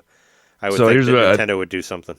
I mean, we could all theorize, but okay, so the holidays just happened. They wanted to make sure we were focused on Switch for the holidays. Oh, yeah, sure. It's well and done. Then unfortunately, right after the holidays, now is CES. Well, they don't want to be announcing their system when everybody else in the tech world is announcing everything else under the sun, because they want their own. They want their own time. Sure. I mean, Nvidia's there though, who worked, who did directly stuff for Switch. So shouldn't they have done something before? So I just thought they might do it. I think they were caught in a weird space, because if you announce Switch 2 before Christmas, then everybody's focused on that, not focused on. Well, obviously, I knew they weren't going to do it. There's going to be a bunch of people who aren't going to buy the Switch before Christmas. So I bet the backlash would be even bigger, like consumer space, if they did it right after Christmas. Yeah. I just with all the reveals, with all the quote unquote reveals from other companies, I just thought Nintendo might be like, maybe show something, just be like, hey, just try to get it out quicker than, because some people are even like selling pre-sale already, like for like $500 in April. Everybody's saying it's like coming out the beginning of April. Well, people are like, but there are websites where you can pre-order it or whatever. It's going to come out around when the. Sure, I'm just saying. I would think I figured it'd put a fire under them to do something. I think that say their own part of Donkey Kong Country comes out on, I believe it's the 16th, right? Yeah, it's like next week. I think we'll get the announcement 2 weeks afterward. I think possibly on February 1st, top of the month, whatever. Well, I guess they do normally have their February Direct, right? I thought they might drop a trailer before that for it. Yeah. Unless they're going to give it its own Direct, I don't know. Maybe they'll do the thing where Mario's looking around the curtain, and they're like, "There's going to be a sneak peek." Well, there was also like, what was it? The Japanese Twitter like had Mario and Luigi pointing at a blank space. Like I saw that also. Like they're waiting for something to be there, where they're just like, and there's like nothing behind them, like where there would maybe be a Switch 2 logo or whatever, which is kind of like, why is that there? So I don't know. But I mean, it is kind of interesting to see all the stuff out there. The most interesting thing I thought was the camera on the inside there. Just to, like I said, Nintendo's got to do something to be Nintendo, and that would make sense for something they would do. And if that could give us, some much better Mario Maker 3 creator ability or whatever, I know you'd be into that, John, and you would as well. I'm sure, Jeremy. Yep. Make absolutely. everything better and try to get it as good as it was originally on the Wii U. But I mean, I just want to fucking show it already. I'm just, or something. Give us something. I'm tired of other people showing it other than you, but it's not going to stop anytime soon. No. Genki at CES, they have a. Were they the ones that had the full on video of it, where they were showing? Well, they're making accessories and stuff, cases and all that, and so they have like a dummy Switch 2 there that people can like pick up and hold and all that stuff. So who knows if it's like nominally different from the actual thing or what, but there's something out there right now that fits a Switch 2 case that people are holding and touching currently at this moment. Yep. So I'm saying they're going to give Donkey Kong 2 weeks of breathing room, and then I think they're just going to do it after it. Yep. Maybe Donkey Kong Country Returns is the bridge title. They're going to have an even better version on Switch 2. Nah. Keep that game going. Release it for every Returns console. more. Yeah. The $80 version that has 2 extra levels. Hey, I mean, I love that game, but I don't need to buy it again. I have it. Now with funkier mode. I could play it. It's, supposedly it doesn't even look as good as it did on Wii. It's a 3DS board, not a Wii board. But yeah, I don't know. All I'm saying is if the mouse idea is cool and all that, but it'll never be as cool as just pointing at the fucking TV with the remote. I mean, it worked better than what we have right now, though, with it. True. Just pointing at the TV with the Joy-Con sucks. Bring that shit back. Does not work well at all. TV. Yeah. Well, what I was thinking is, supposedly, the newer one will have a bigger screen. And from what I've seen of the mock-ups or whatever, it comes out above the dock. So I was like, well, maybe we could use the top of it could be like a sensor bar thing, and you could. I remember us theorizing that. You could aim at it. Switch came out. Yeah, aim at it like the Wii. Why not? That's what then I was thinking. And then you console right under the TV though. And then you can then you would have to have it in a specific place. But I mean, I don't know. Or I mean, you could just. I mean, the Wii U. You could use the Wii U. The Wii U did that. Like the Wii U game. Had it has a sensor bar in itself that you can aim at. So if you have that underneath your TV, it would function like a sensor bar. Yeah, you can put it wherever. So, there's that. There's that there. I've actually used it as a sensor bar before. But yeah, I don't know. I just want to see more stuff. But what other couple games announced that Trey might be interested in? Oh yeah, we talked about. We actually kind of talked about series? these for a second on our last episode on the Game of the Year stuff, just because I mentioned about how I'm not really happy about Ys 10 Proud Nordics because it's like they're Shin Megami Tenseiing me or Persona 4 Royale, whatever, Persona 5 Royale. It's basically like it's like, hey, let's release another version of it, even though you haven't beaten this one yet. Let's do a new one with more shit in it. It's like, come on, I've been championing it all year. It was my number one game of the year, and now this is what you want to do. But I'm excited about Memories of Celceta coming out to Switch. That one's actually already on PS5, and it's on sale for like $8 right now to go along with the release of Oath and Felghana.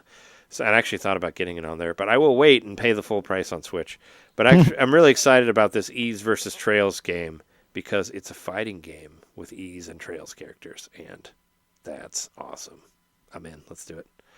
And of course, if you want to talk about games that I'm excited about for 2025, aside from Metroid Prime 4, which who knows if that's actually coming out in 2025 or not. I'm very excited about Trails in the Sky. I've been wanting to play these games forever, and I'm glad that they're finally releasing the first game as a remake too, where it'll actually look like the Trails Through Daybreak style of games. So I'm very excited to play that. But yeah, these are all ones that I think happened. Yeah, they released a new trailer of it. Still doesn't have a release date, and sometimes Falcom releases stuff in Japan first, and then we have to wait till the next year for it to get localized. So hopefully that doesn't happen.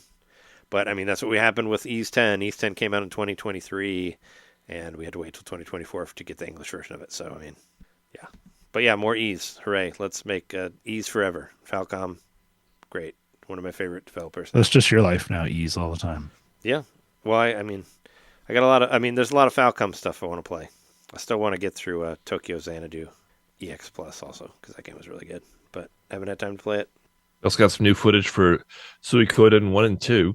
Yeah, that's another one I want to get because if you want to get those physical, they're very expensive. I have Suikoden 2, but I can only play it on my PS3. So I think it was only on PS3 and Vita when it was released finally. Like you couldn't even play it on PSP. But that's just a direct port of the whatever PS1 one. But many people would say Suikoden 2 was their favorite RPG game of all time. So I'm excited to play it again. I've played a little bit of it, but I'd like to play more of it. And yeah, you can see what it looks like now, which I thought it looks fine. I don't know. I didn't really look at the trailer. I'm just waiting for it to come out, and then I'll probably get it. And it's coming out like a few days before Xenoblade Chronicles X, so I might have to wait on it to play a game that I've already played. But I really want to see what they do to update it, because I know that the Monolith always will do a lot to add extra shit and all that, and to make it easier to play and whatnot, or more approachable. So really excited to see what they do with it. It's been a moment since we heard about Toxic Crusaders. Unfortunately, it's being delayed. It's going to come out in Q2 2025. I'm excited for this one. I never really honestly watched the cartoon show. I mean, I wish missed it back when I was a kid. I understand that, yeah, sure, they want to like cater this to everybody and they want to jump on the boat of like Shredder's Revenge or whatever, but I really wish they would have just fuck the Crusaders and let's make it about the actual Toxic Avenger movies. Like, I would have rather seen like one that's based on the actual Toxie movies. Like, I don't give a shit. I don't give a shit about the people from the cartoon. Like, I want fucking Dolphin Man. Like, I want like Mad Cowboy. I want the weird people. Did you watch this video? From the Toxic? No, I haven't seen the video. So like they don't have the actual trauma characters in there, though, right? In this video, they explicitly say that they're bringing in other trauma characters. It's like Sergeant Kabuki Man in there, and like all them. I think I saw Sergeant Kabuki Man in there. Okay, the monster from Romeo and Juliet. The penis monster? Yeah, he should be in there too. And I don't think the penis monster is making an appearance, no. But they explicitly say they're bringing in other characters from trauma stuff. They definitely shouldn't bring in Ron Jeremy's characters. No, he's not. Leave him alone. He's not aged well. No, not at all. Yeah. But I mean, I don't know. I mean, I saw a video of it, and I wanted it to be more based on the actual trauma movies than. Because they didn't really have anything to do with the cartoon, I don't think that much. It was just one of those things that's like probably one of the most violent movies to get turned into a cartoon. I mean, the movie has a kid getting run over by a car with his head exploding. Like, how many, make that into a Saturday morning cartoon, a movie where a fucking grade schooler gets his head crushed by a car, and then someone masturbates to it later. In the movie, it's like make that into a kids cartoon. I mean, sure, we had a RoboCop cartoon, but I think Toxie's a little bit farther on there. But yeah, I want to see the ones from the movies. There's a new trailer for Zelda 64 Alpha, which is a mod that makes Ocarina into what we saw from the game's original E3 footage in 1996. I think that's cool because that was like our first moment seeing a 3D Zelda. I think it's all imprinted in our minds, that image of Link fighting the Stalfos. And that was like, for a minute there, that was our impression of 3D Zelda. So now they're going to the effort of actually trying to recreate the original E3 look to that game. I think that's kind of cool. Actually, I take back everything I said about Toxic Crusaders. I'm just watching the video, and I just saw the Noxious Offender in here from Toxic Avenger 4, so I'm on board now. Yep, that's 100. That's 100% Noxie from Citizen Toxie. So awesome. Like I said, let's do some stuff from the. Yeah, he's even wearing the N necklace. So fuck yeah, I'm into that. I want to see the characters from the trauma movies. So I'm very interested in that, and for that reason. So hooray! I mean, I'll buy it regardless, but I want to see. Yeah, I want to see the ones from the. I want to see the ones from the. They don't. Trauma never gets enough respect, and it would be so cool to have like a super violent game come out that had like their weird ass characters in there. Like that'd be a beautiful thing. I would pay like $70 for that or whatever if I had to. Speaking of super violent, Postal is getting a documentary. Oh wait, hold on. This one's funny. I just want to mention it. Hyperkin making a new Guitar Hero controller for Wii. I think this confirms that Switch 2 will be compatible with the Wii remote. So you can use this Guitar Hero controller, and they're going to make a new Guitar Hero for Switch 2 with Wii remote compatibility. That's how we will bring the controllers into there, and that's how we'll be able to use guitars for Fortnite Festival. That's how it's going to work. So it's happening. That's when I to beat Dark Souls. When I saw that you put that on there, I was like, confirmed. Wiimotes for Switch 2. It's happening. I mean, that was my favorite of the wireless Guitar Hero controllers was the Wii one. So it always felt the most accurate to me. I have 2 of them. Maybe because of the Wii remote in there. And I remember Jeremy very nicely lending me your guitar and Guitar Hero 3 around the time that it came out. And I played the crap out of that. It was a lot of fun. You lent it to me for like a month or something, and it was good time. Yeah. Good times. Yeah. So I just think it's funny that everybody was trying to get rid of those things for the longest time, and then now they're coming back and charging $100 for them again. That's a lot. I mean, you got to, it's time, man. You got to give it time, and then people want it again, and then you bring it back. That's how you do it. You got to take it away, and then make people want it, and then all of a sudden it'll be hot again. Yeah, there's a Postal documentary. Interested in that or no? Like the games? Yeah, documentary about the games. Sure, yeah. I've Coming been interested spring 2025 on Blu-ray. I mean, I've been interested in it since since we got to play the Postal Brain Damage. Like I played the original Postal too. I just didn't really know that much about it. But yeah, sure, I'm interested in any sort of video game documentary thing. I think it's cool that they chose to do it on a niche subject, a niche sort of game like Postal. I want to see that first-person shooter documentary thing too, but I haven't really found it available anywhere yet because I know there's one of those too. Jeremy, are you going to the Stardew Valley Symphony Tour? I wish I could. It's quite compelling. Probably expensive too. Probably so. I think I looked into it for a second. Like it's coming to Chicago, right? But it is. I think it's during a time that I want to go and I want to wear headphones and play Stardew Valley on my phone the whole time. You want to hear headphones? Everybody's just looking down to the regular Switch. No, you want to listen to the music they play, but you play the game, so you can have. Oh yeah, it's like October 11th. They have someone up there doing the Foley, I hope. Oh yeah, it's October 11th in Chicago, and it's already sold out. The evening show is already sold out, but there's a afternoon show now. I think when I saw that, I was like, oh wow, October. Yeah, but I mean, it's the evening show's already sold out. You would have to get the afternoon show. That'll be right after. Well, it'll be like a couple weeks after we get back from Japan. So. Yeah, so you're probably not going to want to go anywhere. You got to deal with that jet lag. It'll be like a week after. Getting used to the time. It took me a couple weeks actually to get back used to regular American time. Just because I just felt tired all the time just from the travel. Cool. But yeah, Shenmue turned 25 years old on December 29th. It was the Japanese release back in 1999. So Shenmue is now 25 years old. Still not on the Switch for some reason. Yeah. Well, I mean, the Shenmue game didn't do so well. 3 didn't. So even on the systems it was on. So maybe they're waiting it out. I don't know. Maybe so. Maybe you're one of the few that are hanging on for it. I mean, we got Yakuza. Why do we need that one? Shenmue. I know some people still want it. I'm really interested in this, the Platinum Games celebrating the 15 years of Bayonetta, because didn't everybody leave Platinum Games? Like, that's what I was wondering about, because it seems like everybody's kind of left the company. Like, who was left on the Nintendo side? Like, that's what I want to know, because it seems like they all kind of took off to do Clovers or whatever else, or other companies. Like, yeah. And I was like, is that directly related to, like, Bayonetta 3 and the Bayonetta prequel or whatever? Like, I don't know. Because it seemed like they were kind of almost Nintendo's second party because they were producing all the Bayonetta stuff, but now everybody seems to be leaving. So, I don't know. I'd be interested to see what's going on behind the curtain there on Platinum, if they can even call it that anymore. Last one that I'm interested in. Popeye hit the public domain. And so now a bunch of people are saying incorrectly that Nintendo could re-release the Popeye game, which it's not going to happen because Popeye, the spinach eating version, wasn't trademarked until, 1932. So that means that we're not going to get the game at least until 2032, possibly. Mm-hmm. Which I don't know. I played that game recently at Galloping Ghost. That's a fun game. It's a shame that it's going to be locked away for at least 7 more years. It's very close to Donkey Kong, right? Kind of.